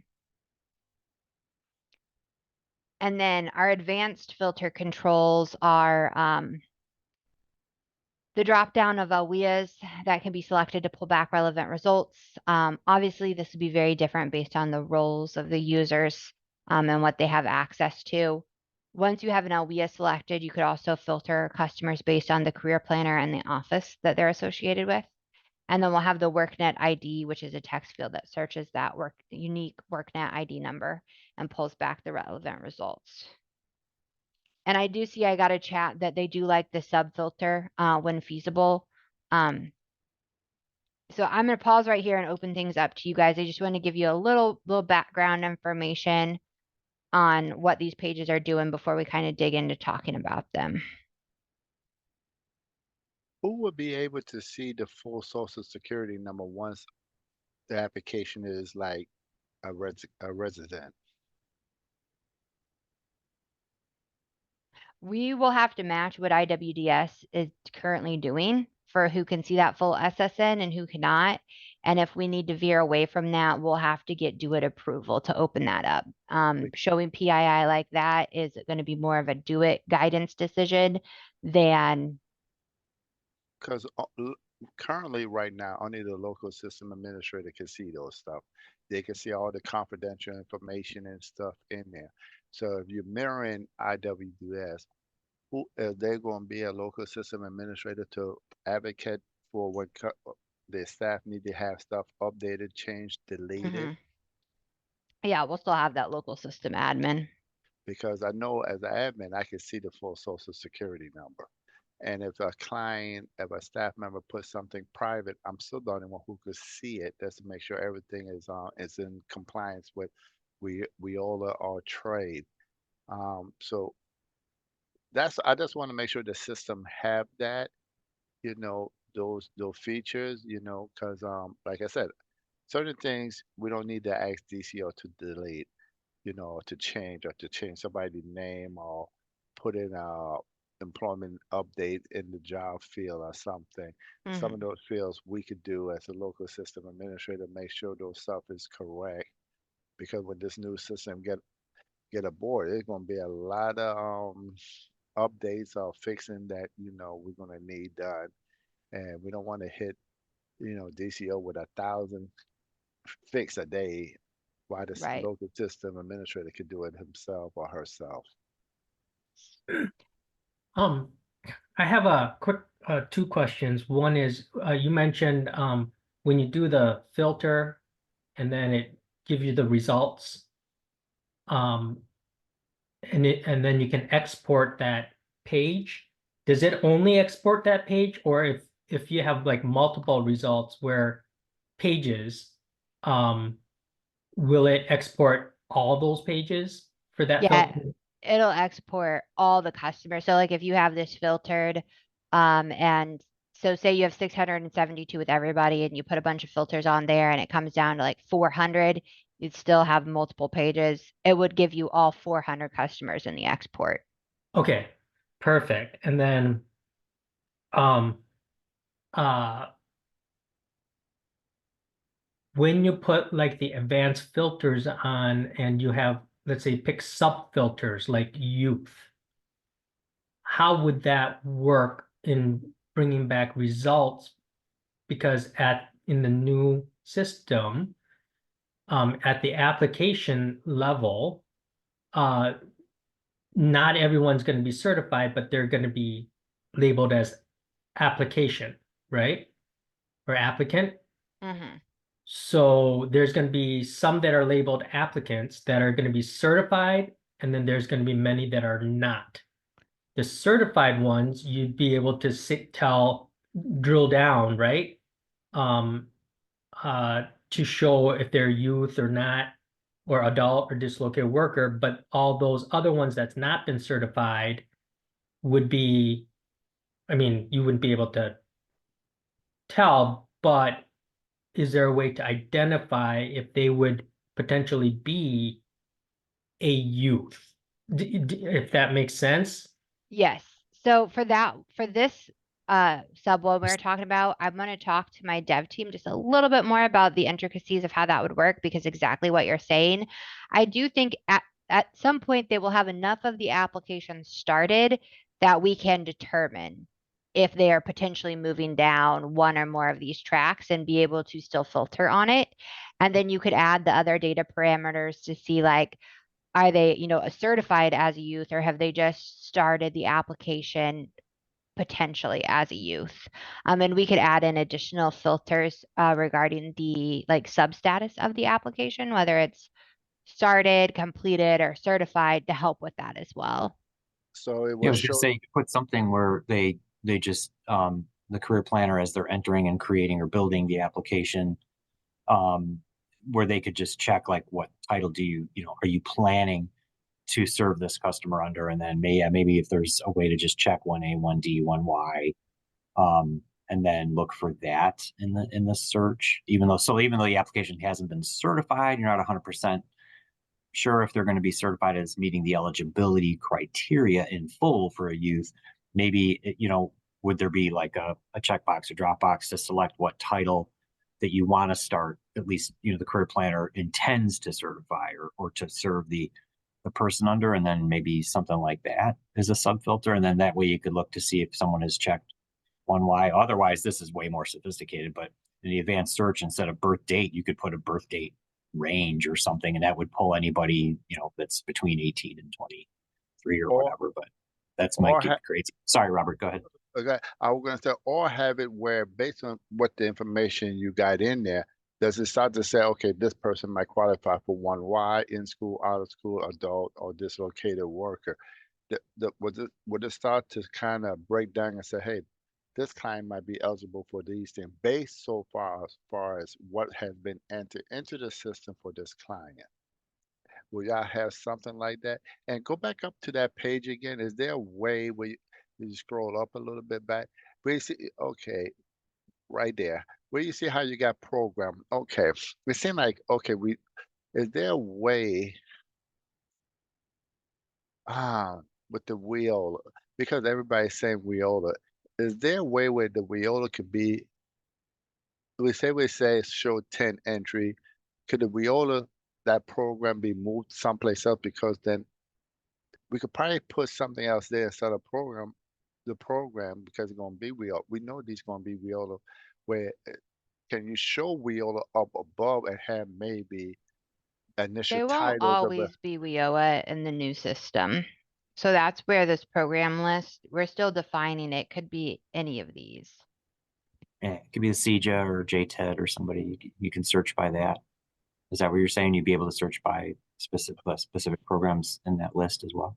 Yeah, or we're still trying to define what that full list will be, but we do know it Cool. will be more than just WIOA. And I know we have some folks from LWS 7 on who have their own other special programs that we're talking to them about. So it would be similar to like seeing those here. So that okay. they can manage all their customers across programs from this new case management system. So So you that's put it where we're thinking we'd need like a sub program too. So you could say like, WIOA adult or WIOA dislocated worker, or if there's multiple grants falling under one of these others, you could differentiate like YCP, PY 2019, PY 2022, so on.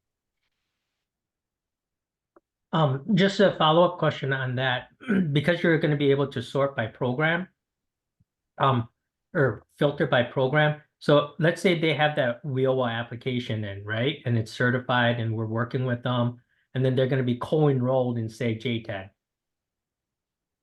And so then there's a second application filled out for JTED. So then would that go under the same customer record?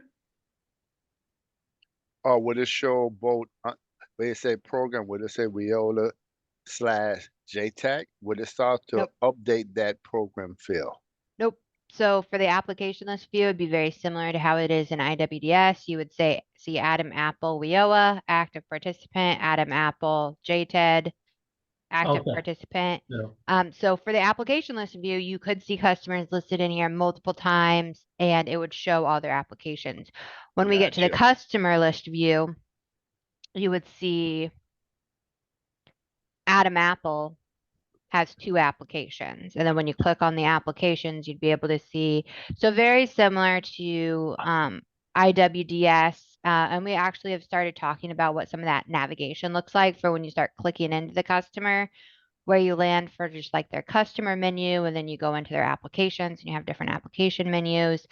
So it would still be managed in that way, but it would all still be tied to Adam Apple. He's not going to be multiple Adam Apples in the system for JTED and WIOA and all that, but they would have different applications and career plan or case management tool specifics to the needs of that program.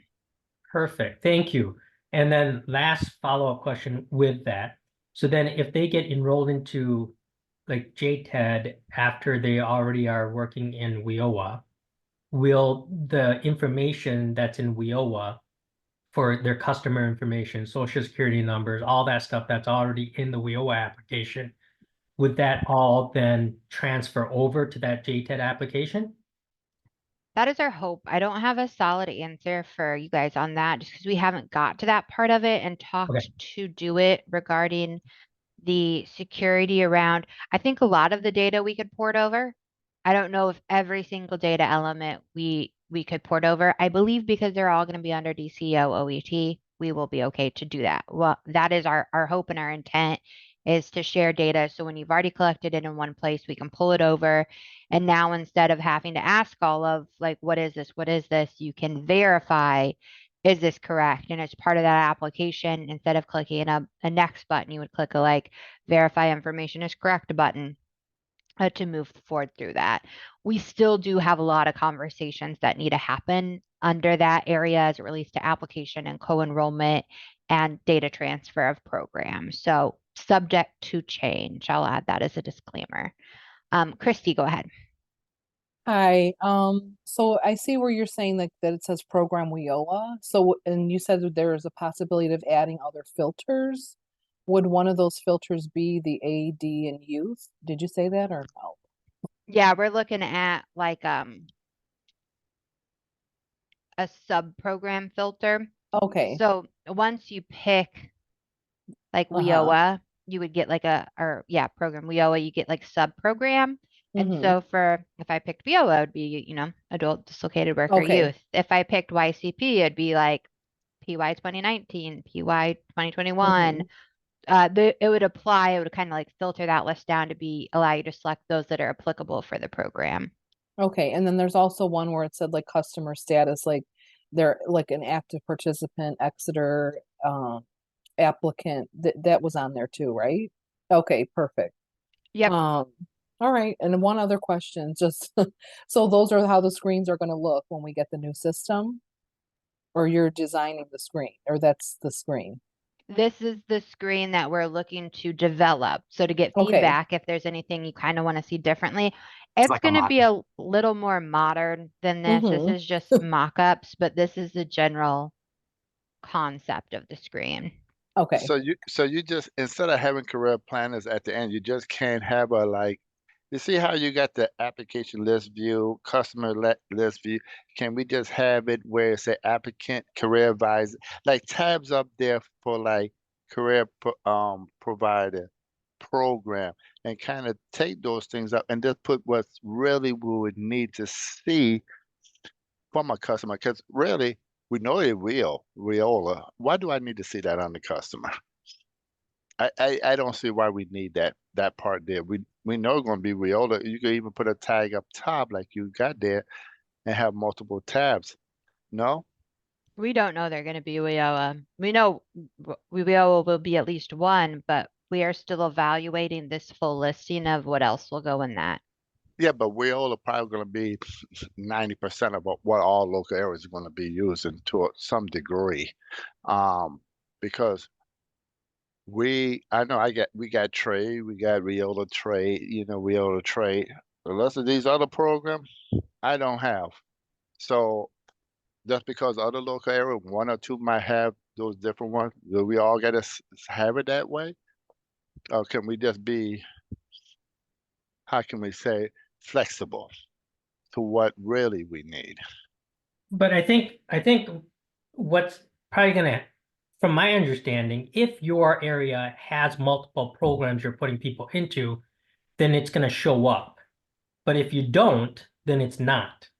Correct. But for other areas, because like our area, we have several different programs, so they all need to show up here, and we got to be able to identify. So if you don't enroll anybody in your area for any of the other programs, then you don't need to worry about it because it's not going to show up for you. And your drop down. Yeah. And another thing we can do is we can hide this Yeah. field and put it in the hamburger. So for folks who want to see it, they can Thank click you. to add it. That's what I want. Something where we don't. I'd rather put what I really need to see. Not. I get what all of y'all say. I don't need to see Will. I don't really. If I need to pull up the career advice, I can say status. I don't need to see that.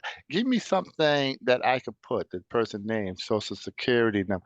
I don't know what else maybe we could add instead of those four fields, but something that would benefit us when we first look at it, that will be more meaningful to us Well, it all. sounds like you'll be able to kind of customize your view, if I'm not mistaken, Olivia, like Oh, with that the would be hamburger great. menu. That With would the be hamburger great there. menu, like you can select the columns maybe that you want to view and just, you know, in the hamburger menu. So if you like, you may not care who the career planner is, you just need to know, you know, like sometimes we get applicants that maybe were, you know, enrolled or had services in another and we want to see, oh, you know, which applicant is the one we want, Correct. application is the one we want to look at. So sometimes it Hmm. helps us to know the Yes, program, or if we we want to too. export a list of people who, if we're awarded a JTED grant, for example, you know, we may want to, but it sounds like you can probably customize how you want to view it. Like if you don't want to see it, is that what you're saying, Olivia? Like we can, if it's in the hamburger menu, you can select what columns you want to view and which ones you don't. Yeah, so the list here would be Right. like what everybody would see upon entry, and then you can customize from there. So let me give you Oh, an example here. beautiful. So if you come in and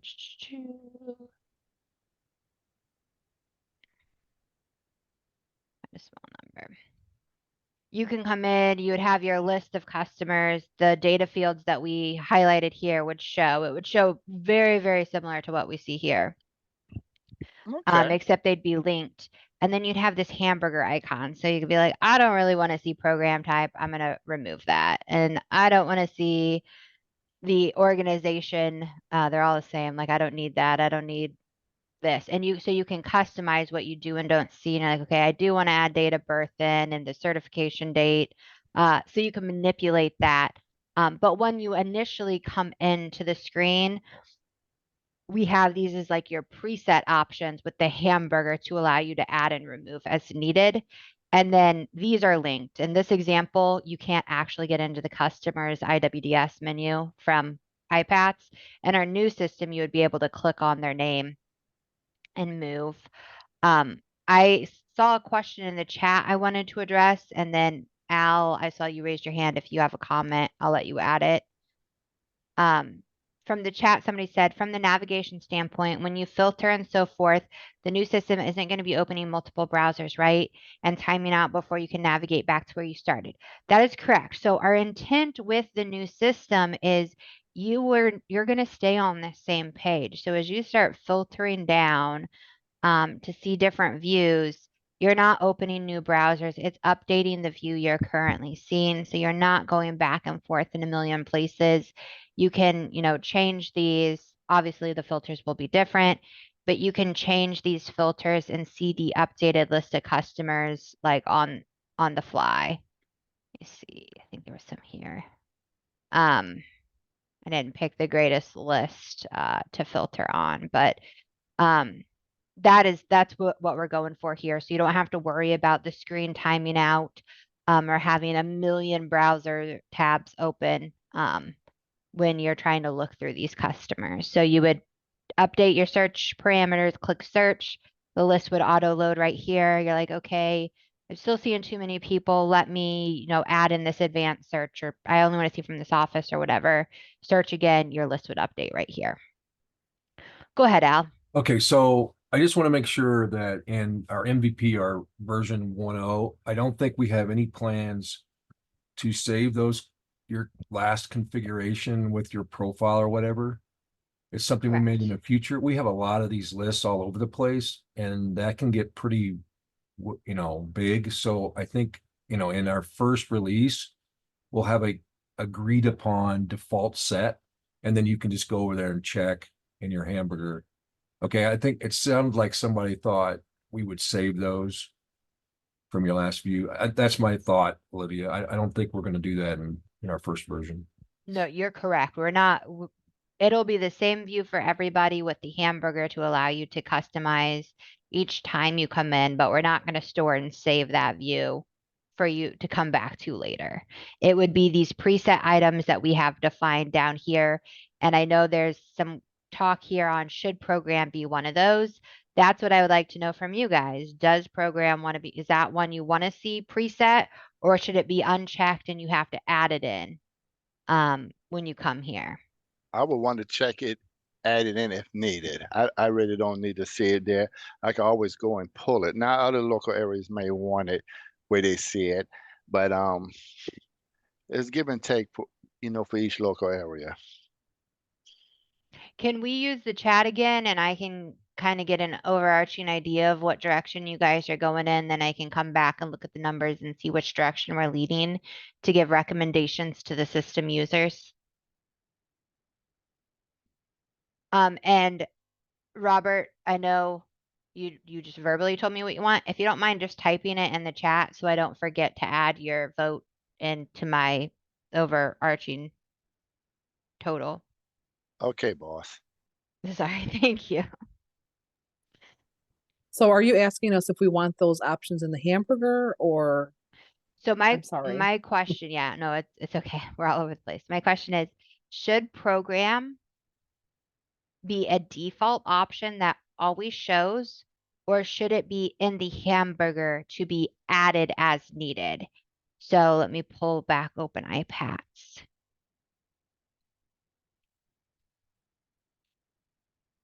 Let me refresh here.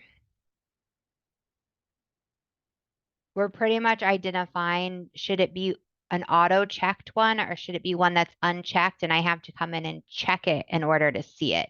Or should it start out checked so as soon as I land on the page, it's already there for me to see program? It will definitely be in the hamburger. It's whether it's checked or unchecked.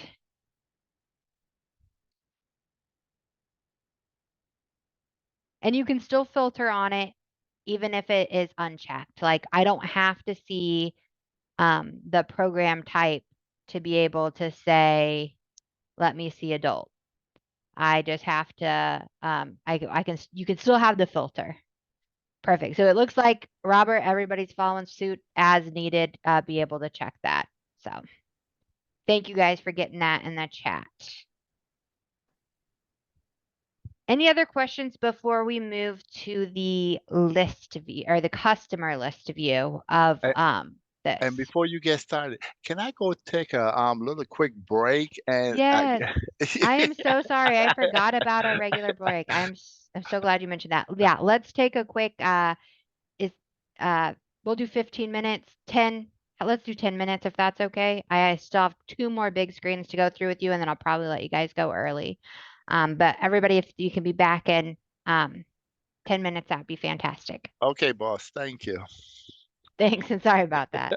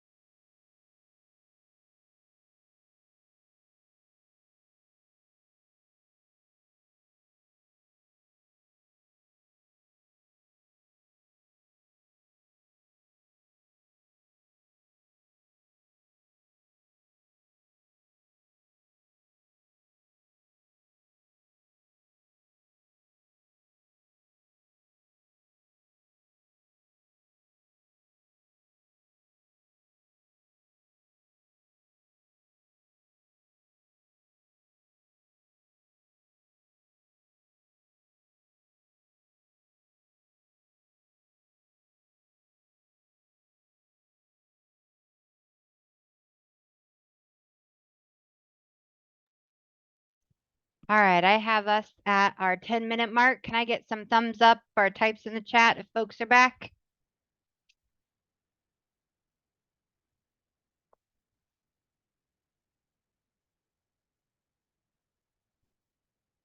Perfect. Seeing lots of thumbs up, some types in the chat. All right, and I did want to mention, so I have that noted. We can do the programs column as optional. That will be one, though, that for reporting purposes, whenever you guys export everything, it'll export all the data that we have on the customer, regardless of if the hamburger's checked or not. And then you guys can remove those columns from the export as needed whenever you use the export all data feature. So it will definitely still be there for you guys to add to the screens and also export on.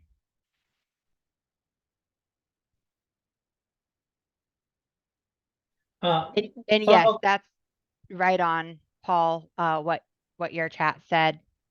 Okay. And then just to follow up, on this mock-up, there's, like what, 15 results that show up on that first page. Is there a way to have like more? Yeah, so the pagination will allow you the show drop down. You can change that to like 10, 30, 90, 100, 500 to pick how many results show on the screen. Thank you. Nice. Yeah, and that's a little further. I didn't get into some of these other control definitions, but the grid pagination will allow you to page, to identify the number of users that show on a page, and allow you to move from next to last, first to previous, and move directly to a specific page, and show you the current page displayed, and then select the number. And then, oops, that's not what I wanted. These next items just kind of go into the buttons. So above the right panel, or in the right panel, above the right panel to the right is a button for adding new customers. We're going to get into that here in just a minute. Above the right panel to the left is the button for exporting. The column select your hamburger control is at the top right of the panel to the far right. And then we also have the switch view button, which switches between panel and stacked, which I kind of highlighted for you in the mock-up, but we just kind of have them further defined here, what the different buttons do. So the next view, I want to talk through the customer listing view, and then we're going to talk through the add customer process. So the customer list view would be to switch over to the view of your customers. So it shows you, instead of in our application view, we could have seen Adam Apple listed multiple times depending on the number of applications he had. The customer list view will just show you the customer and then identify how many applications they have. This really matches the same views that we have in IWDS. It's kind of updated them and brought them into the new look and feel of the system, the new system.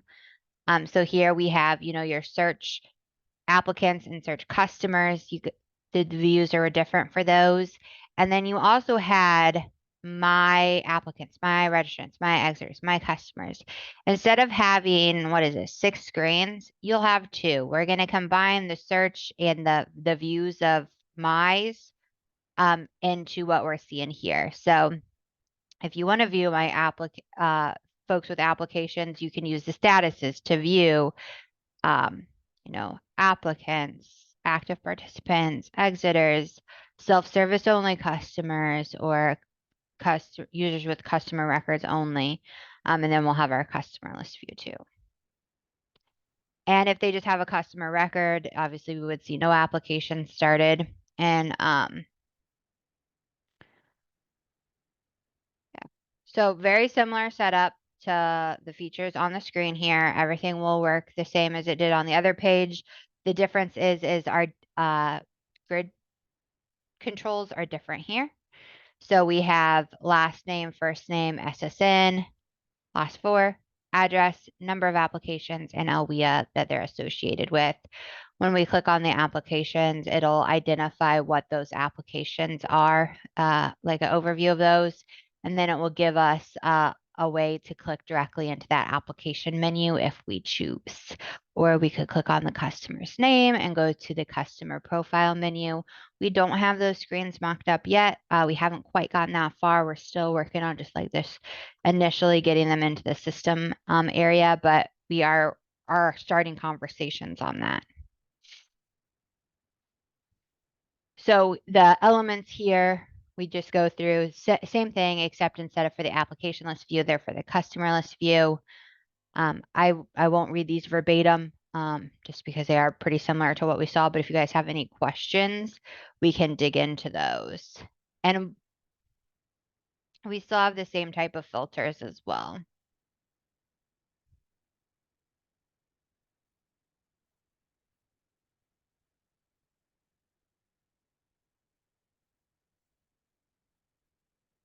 Any questions on that?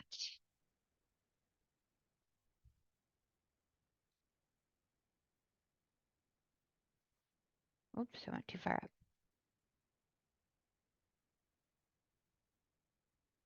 If not, I'm going to move on to the bigger one, which is the adding the customer modal and the processes for how that will work. Okay. So now we are in the search and add customer modal. Okay. I might pull my mock up to walk up. Might pull my mock up to walk through some of this. So when we're on our customer listing, we do have the ability to add a customer. Prior to adding the customer, so you click add customer, and prior to just being able to create that customer record, we are first going to have to search on the customer, just like we do in IWDS. It's going to give us some text to let us know we need to come. This text will be cleaned up and rewritten, but general text here, something like complete the fields below to add a customer to the system. Before adding the customer to the system, before adding the customer, the system will search the existing list of customers to see if they already exist in the system. You will be required to type in first name, last name, and date of birth to do the search.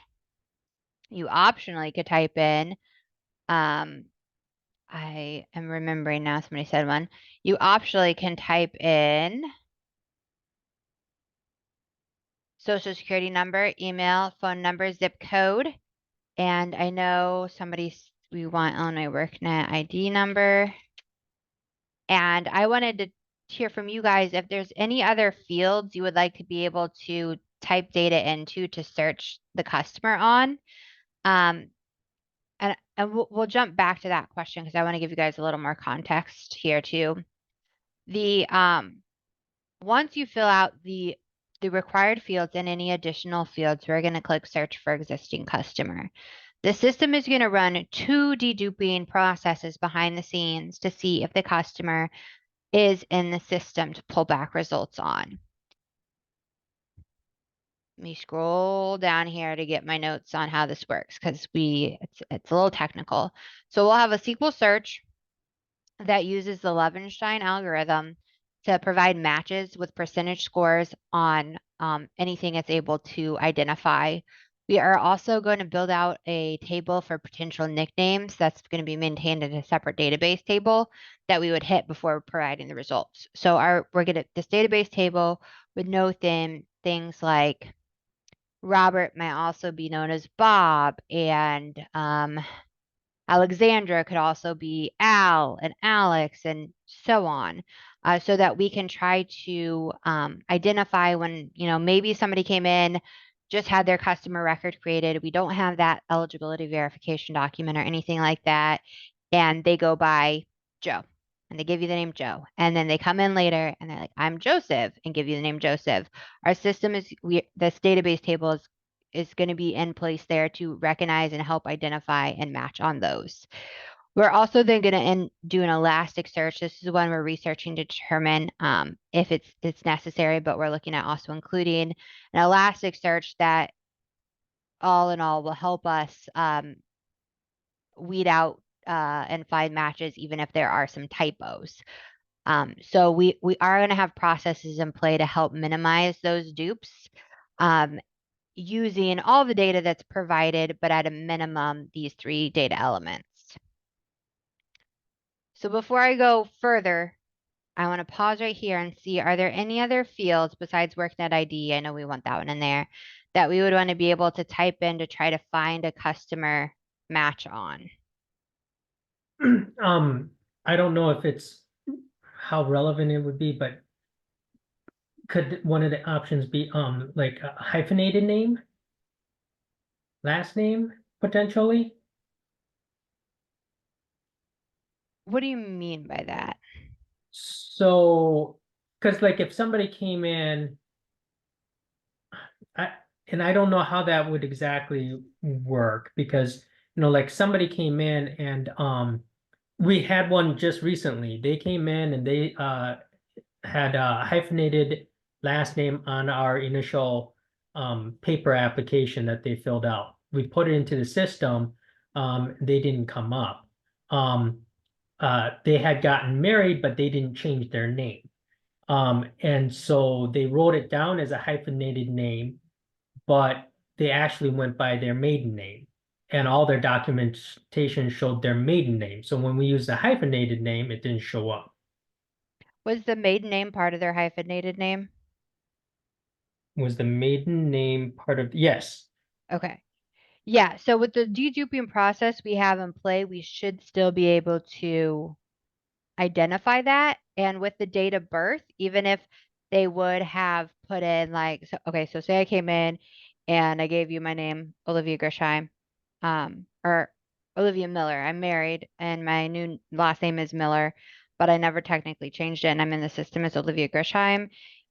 With the 2 searches we're running, we should be able to identify a pretty strong match based on Olivia and my date of birth. And it would ask, so, okay, so a couple different paths that this could go down is we find direct matches, or we find things where we say, did you mean? So this is another area that we're wanting to implement that's not currently in the other system. So this would be the example of Olivia Gershheim versus Olivia Miller. Like, okay, you said Olivia Miller, but did you mean Olivia Gershheim, who is an Olivia with the same date of birth? I like that. Okay. And then you talked about that as far as the preventing dupes in the background. You said the nickname part. Mhm. So that's where we would be able to put someone's let's say who's transgender, they want to be they're Olivia or whatever, but they want to be called Mike. That the deduping processes probably won't pick up on, but that is a really good consideration that I want to make a note on. Taylor, can you make a note on that? Of in the customer record, we may need to add an optional field of like customer's preferred name. So if their name is Olivia, but they prefer to be go by Mike, we can have both names and know that Mike is what they prefer to go by. I think we have that in some other areas of Illinois WorkNet. Taylor, if you could note that, I want to check with Natasha. I know I've seen that. I just can't remember if it's in our system or in one of the systems I researched. Yeah, I just brought that up because we had one customer where the career planner had put Mike, and we're looking for a customer. I'm like, this customer doesn't exist. And then I figured out that they used the preferred name in the application rather than their actual name. So then we had to go and get that changed. So And yeah, our deduping might not catch that, but our did you mean a partial match? It should still and I guess that's part of the deduping. If the last name would have been like, Olivia Miller, Mike Miller with the same date of birth, we should still be able to say, did you mean mhm. Mike Miller? and have that displayed as an option for you. I see a hand raised. Christy. Hi, sorry, kind of changing the subject a little bit, but so I see that the three asterisks are last name, first name, date of birth. Are you so we're basically those are the three things you have to search for. Like you can't just say Olivia and then your date of birth. I think we may need to tweak that to be able to do that. That's how it currently is working in IWDS. I think I just got carried away with my asterisks. No, that's okay. But I think it is in IWDS, isn't it last name and date of birth required? Yeah, We have to have at least one letter of the name, I think. okay. Well, I'm used to searching in Career Connect. I can't remember how I was work, so Yeah. my that- apologies, but Is that how it is in Career Connect too? Like you have to do one of their Career names Connect and has date all of birth? different, it's all different things. We have lots of different ways. Well, so So technically, you search applications, I think you have to have at least one letter of the first and last name. I like the idea of not requiring both the first and the last name. Obviously, I mean, if you just do the first name, you're going to get a boatload of returns, results that you can search through. That's going to cast a wider net, as they say. But that would alleviate, I think, some of the concerns about like last names if they've changed the spelling's different. Like if you don't, or if you have the last name but you're not sure how to spell the first name. I mean, I kind of like the idea of requiring at least one first name or last name, but not necessarily requiring both as it is now. Sorry, I didn't mean to. No, Plus, that- there's I a think difference. I think that's fine. Just And I'll- because the hyphenated, that would eliminate some of the hyphenated problems. And this also will help with, you can also add the last four of their social security number, just going by name by itself. But if you have the person's social security number, even if you just put the last name and just a letter, a matter of fact, you don't even have to put nothing in the first name. If you have the social security, the last four, it's going to bring you up 8 out of 10 times that person name. So you want it to be simple enough for the career advisor, business service people, whoever looking it up. If you just put it down first name and last name, that might be a little bit crazy because there's a lot of people who got the same name, and the best identifier is to have the 4-digit social security number.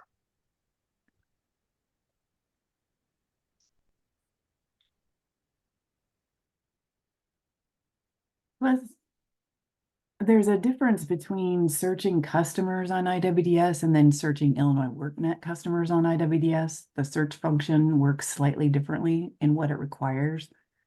And then we've also had individuals who it's to our benefit to just put in a first few letters of the first and last name to do a search because of people's name changes, or in one part of IWDS, the name is spelled one way, and in another part, it's a different way. And so if you're not as inclusive as possible, you might miss somebody that gets at that duplicated records. Yeah, that's what I want to make sure that's a consideration for our devs. If best practices get carried over even after we implement steps to try to not need you guys to do that. We know that folks are used to doing things a specific way, and even if we include these other processes, they may still utilize the single name. That could throw off the calculations of the algorithm.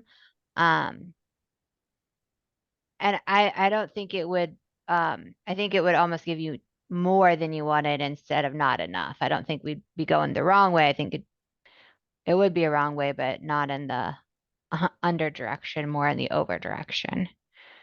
So just to interject, in IWDS, it does not, for a customer search, you can just do it by last name or the first name and birth date or the social. Mm-hmm. So it's one, yeah, it's you can do it either just last name and birth date, last name and social, or first name and birth date and first name and what you call it. But I believe you can also just put in their first and last name, and it'll bring up everybody with that first and last name. Yeah, the problem is you cannot yet enter a customer. You can't add a customer. That's not the problem. You can't add a customer until you at least search on a date of birth, because you have to hit that worknet search, and Okay. then you can get to where you can add the customer. But it doesn't have to be the same way in the new system. If we have different requirements we're wanting to implement for how we would search, this is the time to highlight what we think those should be. So it's kind of what I'm here, and I'm going to type this out so we can see. We would not want first name or last name and date of birth or SSN. So you would have to do a combination of one of these two and one of these two before you could search. Allowing for, or like knowing that some users might just type in the first letter of the first or last name. Mhm. Good. That's what I was hoping for.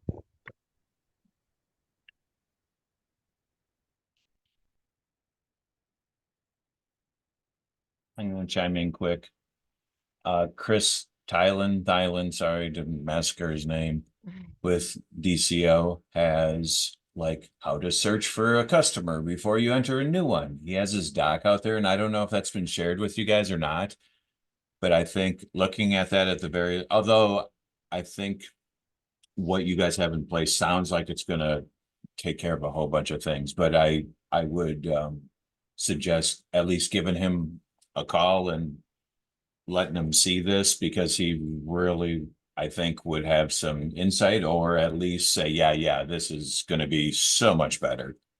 Because he sends that doc to us, like, I don't know, once every 6 months and says, please have your people do this. Okay. I think we have seen that, but I'm going to double check, and then I think he would be good state SME to have review this information as well. I think it's also because I know in our area, we've had trouble with people searching and putting in duplicates because they're in the habit of searching just my customers or my applications. And I always advise them, like Chris Thielen does, that you need to search customers broadly. Don't just limit it to your own application. So if you're eliminating that prospect when they get started searching, that should help right there. Perfect. Yeah, and that's the route where we're moving to go. So I want to keep getting your guys' feedback. I just want to walk you through these different scenarios so you can kind of understand what the system's going to do after you search. So we can update this. So we're searching, our requirements are one of these and one of these, or optionally put as much in as you want. But once you type that in, you're going to click search for existing customers. There's 3 paths we can go down. We can go down, hey, we found 3 Bob Builders with this date of birth. We found Bob Builder, Builder Bob, or I'm sorry, Build Bob, Builder Bob, Bob Builder. Maybe they're all different customers. You can you can click view to open the little modal to view this customer to see if it's the right one. We get some general information here, but maybe we want to take a little closer look to see. Or you can say this is not my Bob the Builder. My Bob the Builder is in a completely different Alwea or completely different address or has completely different so it's not my Bob. And you can move forward to add the customer. If you move forward to add a customer, anytime results have been provided, whether they are potential results or pretty solid matches, the career planners will be required to verify. They'll click add customer and this mode will pop up and say, I need this. They'll have to check this box. It'll show unchecked, and then they'll check it to say, I verify this is a new customer and does not match results that are pulled back. And then it'll show them what those results are. This was requested by several different state staff just to make sure that we don't have somebody speeding through and saying, I don't know, I'm just going to add this customer. And then you end up with a dupe in the system when the system's provided you with a match. I'm going to read the comments here real quick.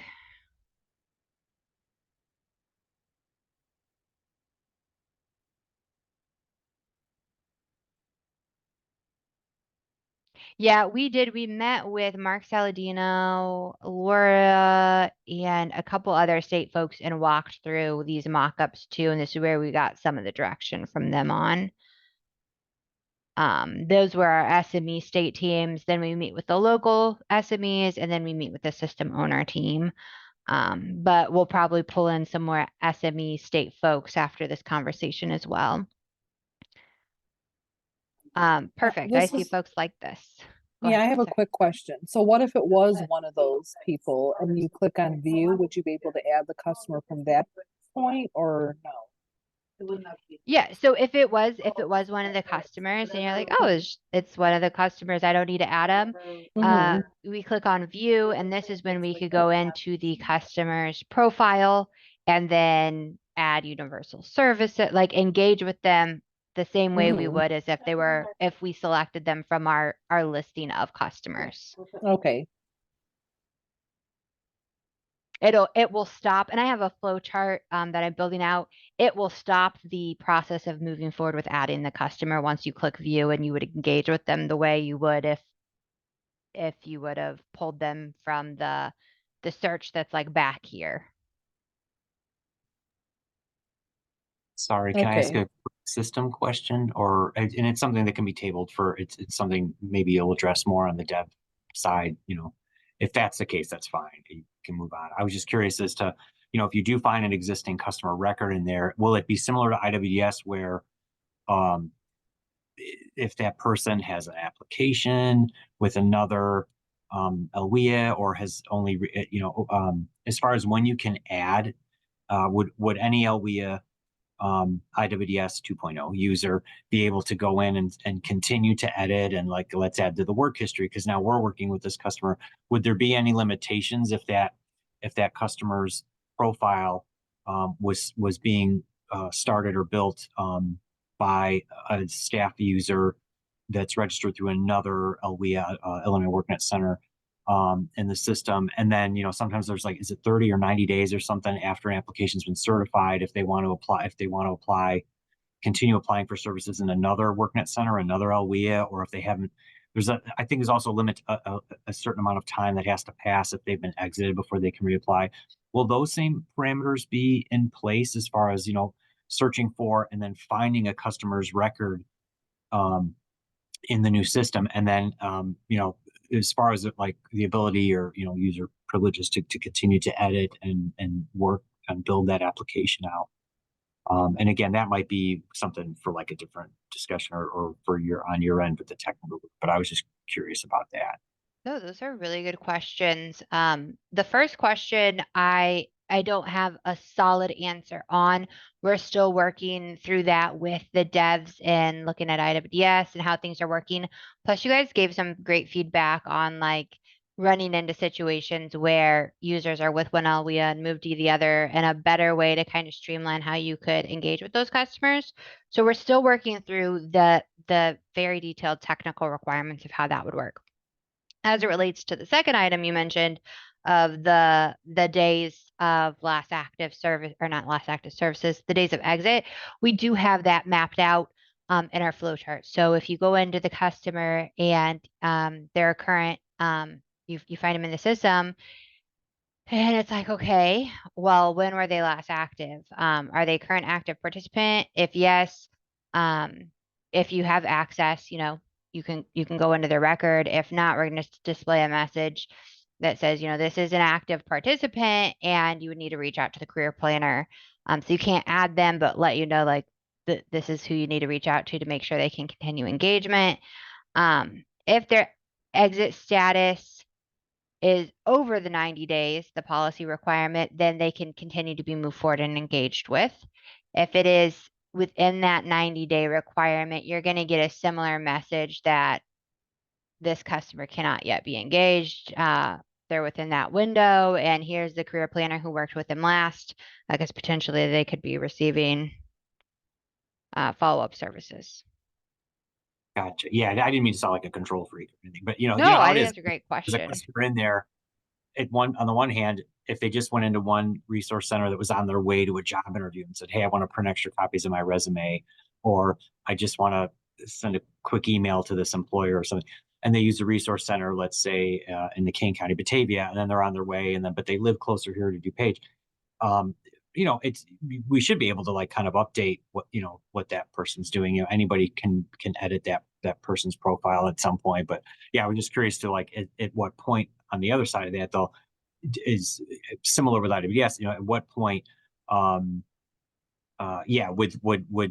I hate to again sound so possessive, but like at what point is like ownership assigned to that customer's profile? Is it like during the application build process, like to where I guess it depends, like once it's certified or something, or there's probably going to be a feature or somewhere in there where the LWIA that is working with that customer and like, okay, now we're going to definitely be continuing to work with this customer towards applying for beyond self access services. At what point is like ownership designated to that profile to where it's kind of like locked for editing, so to speak, so that I didn't know if that would be the same like an IWDS. I think it would be like, I think it's once the application has been certified under that Illinois WorkNet Center number or whatever. So, but you answered that as far as where you're at with that now. So thanks. I just wanted to tell you about background is why I was asking. And do you know, so if I certify the application, to your example of, so the application certified under LWIA X, but LWIA Y is a little bit closer and I just need to fax this to my employer and I want to go in there and it's a universal service needs to be added. Would the closer LWIA still be able to add that universal service, or does it lock down the whole customer's profile so only the one with the certified application could add anything to it? I would have to defer, I have to admit, sorry, to the others on the call who would know that. I know that once an application is certified under one LWIA, other LWIAs I think can actually still add case notes, but I don't know and I know they can't add, services or anything. But as far as the universal service, I don't know. I would defer to the other. I want to say yes. Yes, I want to say yes. You could go into that person file and add case note. That's still open because it's open where you could just add list a case note. And this is where sometimes you got to look and wonder if the customer is trying to double dip from two different local areas to pay for service. So we really got to keep our eye out as far as what that client is trying to do, because they would test us if they could get training course at one location and come to another and do another training course. I mean, they double dipping and working the system. And so yes, to that, but to your question, yes, they can go in there and update the case note. Yeah, I think everything else gets locked down once the application is certified, except for the case notes. Okay. Okay, so the universal That is services. correct. That's correct. Okay. Taylor, can you make a note of that too?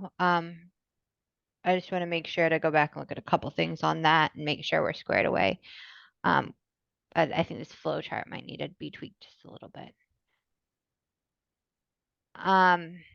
Mark, you have your hand raised. Yeah, this is kind of taking a little bit of a step back.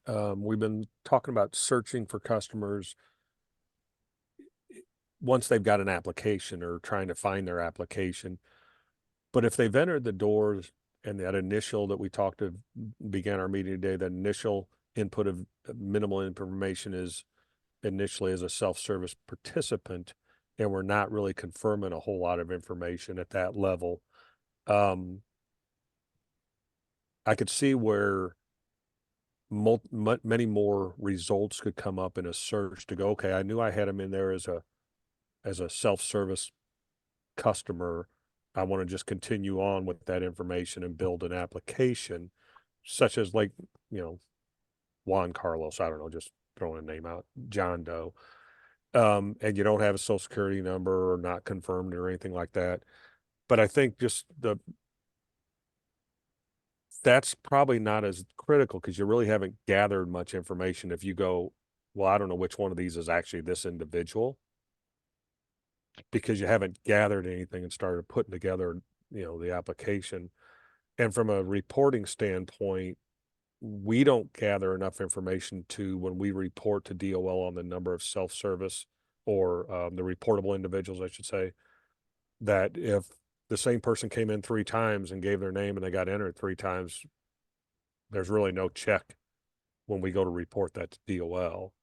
So just wanted to, I mean, I don't know if anyone else was thinking that through themselves about if we don't have much information at the beginning, reportable individual stage, would you potentially grab the wrong person to start the next level? And I don't know if that's as much of an issue or not, if local areas are worried about that.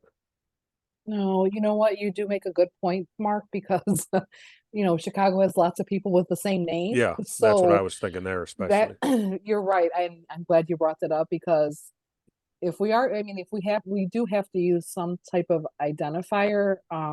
If it's the date of birth, that's fine. But and Olivia, you said that would be the required at the beginning, right? Like, so they would have to put the date of birth. But like you said, Mark, if there's multiple, hopefully, I mean, I don't know if there's people who with the same name and the same birthday, but That'd you never probably be know. the definer to where you wouldn't have this happen. But I was just saying, I don't Well, it think could people should happen. get up in arms if they grab the wrong reportable individual, because you really haven't gathered anything. I mean, You're right. what you've gathered is what you need to start with anyway, and you're never going to take that 4 bits of information, name, birth date, and Mhm. whatever else we said we might ask, at that level, and do anything with that level of information anyway. So who cares if I grabbed John Doe 2 instead of I meant John Doe 1? It doesn't really matter, Well, one other because you're piece of just starting with a name and a information, birth date anyway. one other piece of information that's required is the email address. So that should really Oh, help that'll help. weed Yeah, out. yeah. So you should be able to say like, oh, I have 4 Joe Millers with December 21st birthday of 1990. Have you ever used Yeah. Okay. Tell me some email addresses you've used. That's another thing. We won't get into it now. We've talked policy about having policy and procedures in place around how you guys discuss the information that comes back, because you should never say, oh, has this been your email address? Has this been your email address? Has this been your email address? Oh, or like, is this your SSN? Is this your SSN? I know a lot of you guys know that, and understand that we have to do our best to protect all PII, even if it doesn't seem super important, like some Gmails. But there will be ways in which we need to ask if they are a potential match versus just like flipping the screen around or reading off all the PII on the screen to see if any of it matches them. Well, So that's, go ahead. I'll have a prize waiting if any of you find the same name with the same birth date and the same email address duplicated, other than it Oh, being the same person. well, I'll let you know if it happens. So, An imposter. yeah, thanks I forgot about the email address too, Olivia. So so probably never going to be a concern. So I'm sorry, I just want to ask one more thing. So let's say it is like whatever, Robert Smith with the same birthday, but once I put the stuff in, once you complete the customer profile, then they'll be assigned a unique identifier at that point. Correct. So then later on, I could use that identifier for Yes. some other, okay. And when we view that, like when you click view, this is a real rough draft.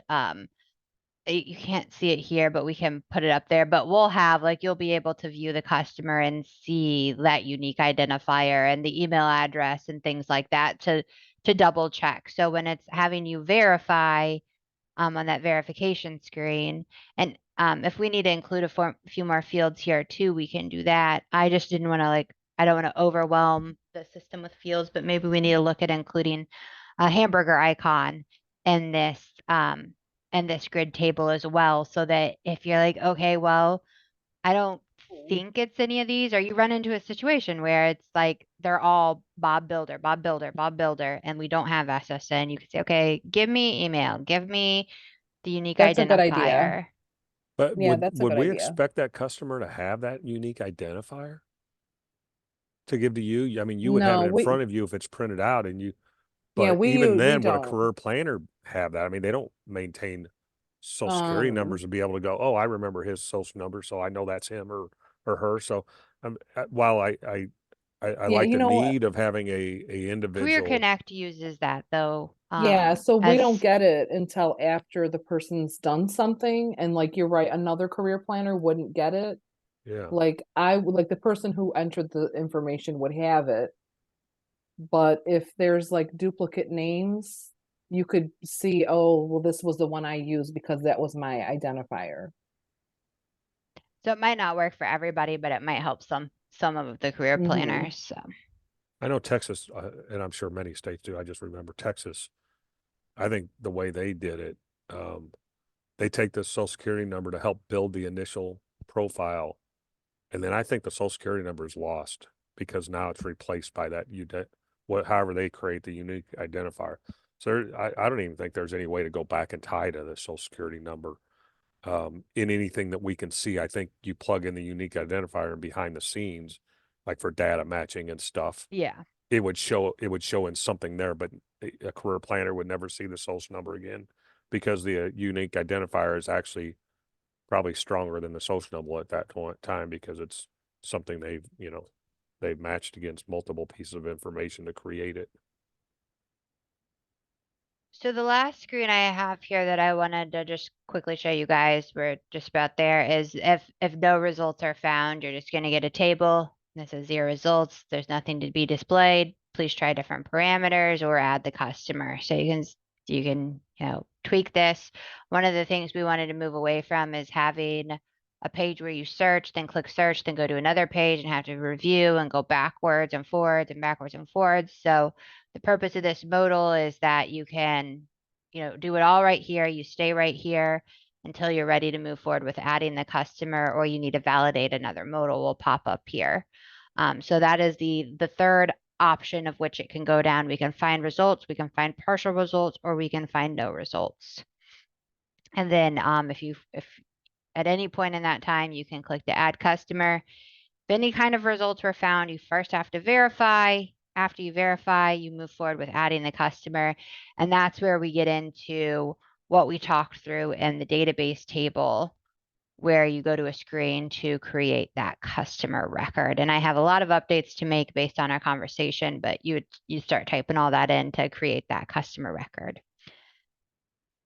And that's as far as our mock-ups have gotten through for this session. We just wanted to get this in front of you guys. There's a lot of moving parts here, and this is how we're initially finding and searching and adding customers. So we want to make sure we have it right so that we can start getting our front end pieces stood up. And then we're going to start building out what some of these next screens would look like about when you actually click into the customer, what those universal services will look like for that path. And then we'll start down the path of the application, at least from my perspective of what I'm doing. That's where I'm going. We have Al working on entity and relationship management. Taylor is working on services. So we're working closely with the state to start looking at service templates. And we've had a lot of conversations there. So that's another meeting we'll be setting up with you guys in a couple of weeks to talk about. And then Lynette is still focused on helping to transition the old Acme system, which is now GMS. And we're getting ready to move into the MVP Plus version of that. I don't think there'll be a lot for you guys there at this point in time. But from Lynette's perspective, but just know that there's a lot going on. I know we're not meeting regularly, but we will continue to have these kinds of sessions to get your guys' feedback as we get these requirements documents stood up. And then once we adjust, we're taking this to the system owners for approval. If they have any comments, questions, or concerns that we need to address with you guys, we will bring it back to you guys. If not, we will take it to our dev team who will build it out in a UAT environment. And then the next time you guys would see this would be in actual screens where you would perform UAT, user acceptance testing activities.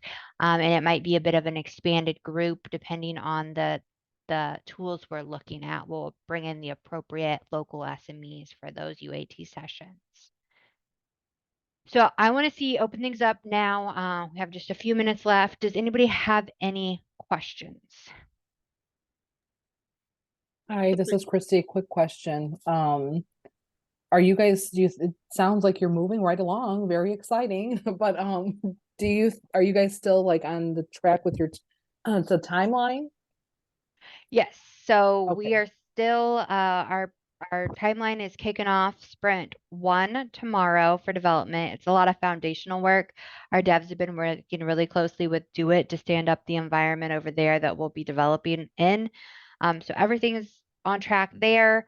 Al is working on some more defined milestone timelines of when we will start having deliverables.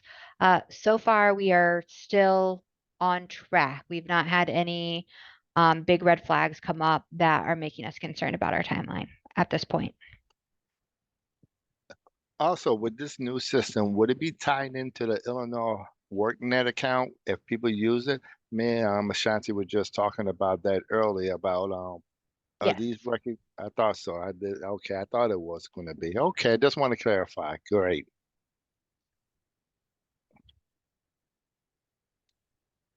Any other comments or questions? When you think on production, not really production, but more of a testing field, like how you and IWDS using the training field, would there be something like that where we could kind of get a feel of how it's going to work, like a training domain for this system, so we could start practicing in it and create records and see how user friendly it would be for us? Yeah, so that'll be our UAT environment, and we're planning on standing UAT up around April or May to start getting folks in to start testing features. We will obviously not have the full suite of tools by then, but we will have things like what you're seeing today and some of the entity and relationship management stuff. It'll be parts and pieces of the tools that are getting rolled out. And as we roll out more tools, we'll start doing more of that connection. And then I'd have to look at the timeline to be more clear on. We do plan on eventually we'll have enough of the MVP out. We'll transition into more of a training and this is where we'll have a fresh like UAT clean environment where you guys can get in and do more of from beginning to end testing and training. This UAT stuff that we'll be doing will be like, okay, today we're testing how to add a service, and today we're testing case notes, today we're testing searching and adding. It'll be very siloed testing and user acceptance testing during this initial part, and then we'll move into the whole process, testing and training. Okay, that And sounds good. Al, did you want to correct me on any of that? I saw you No, unmuted. I think that's probably correct. I think actually I have that. We'll probably actually be able to hit a little bit sooner than this. I think it shows like June or July on this one for you guys getting into it. Um, and we may demonstrate some stuff even before that, but we just got to work with Do It to get that UAT up and ready. And we don't want to give you something that's so small that it's hard to get a concept of how that fits with something else. So we're going to be, trying to gather up each of our sprints, which are 2 weeks long. We actually, develop parts of the system, right? And when we get enough of those parts put together to make some feature set type capability for you, then we'll bring that over to the UAT environment. We'll have some demonstration and communication around that and get feedback. So I think you're right on, Olivia. That's what we're doing. So would we be the testers for the UAT site, or you're going to have other people? I mean, obviously other people, but would it be Yes. us first and then? Yes. It'll Okay. be a mix of you guys, the extended LWIAs, and then we do plan on, so for example, the entity and I'm sorry, the entity and relationship management tools. During our conversations, we talked about how like you have specific staff that do that. You also have specific staff and some LWIAs who create customer records. So it'll be you guys, but then we will broaden that too to say, are there any specific SME staff at your area that we need to be involving in this too, because they are the ones that are going to be doing it day to day, or they've done it day to day, and they, better understand like how the practicality of how this will work. out there in the field. It might not all be the same UAT session. We might break it into more than one, so we don't have 100 people on one session. But we do want to make sure during some of our initial conversations, we talked about how we will be engaging other local subject matter experts, and that's where they're going to come into play. Okay, yeah, because only for LWIA 7, I'm at the funding level. We have, our agencies haven't been involved at this point yet, so I'm just trying to figure out I guess I have to figure that out internally, I guess, we would be bringing them into the conversation. Yeah, and our communication team is working on some communication for some of this stuff as we move closer to there. That we'll be putting together, and we can be sure to gather feedback and stuff on the best way to, roll that out in kind of a streamlined fashion across all LWIAs who may need that kind of communication. So I know Okay. Sarah's on. Sarah, could we make a note of that? I know that's one of the emails I think you're currently, or the communication templates you're potentially currently working on. Anything else? Any other questions, comments?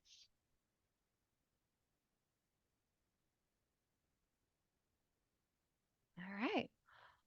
Well, we can give everybody a couple minutes back to their day. Really, really appreciate you guys jumping on here and being so engaged and providing this feedback. We will be in touch once we have some more stuff to show you. Just thank you very much for your time today. And thank you too. Thank you. Thanks, Olivia. And Bye All all. right, Thanks. Olivia. Bye-bye.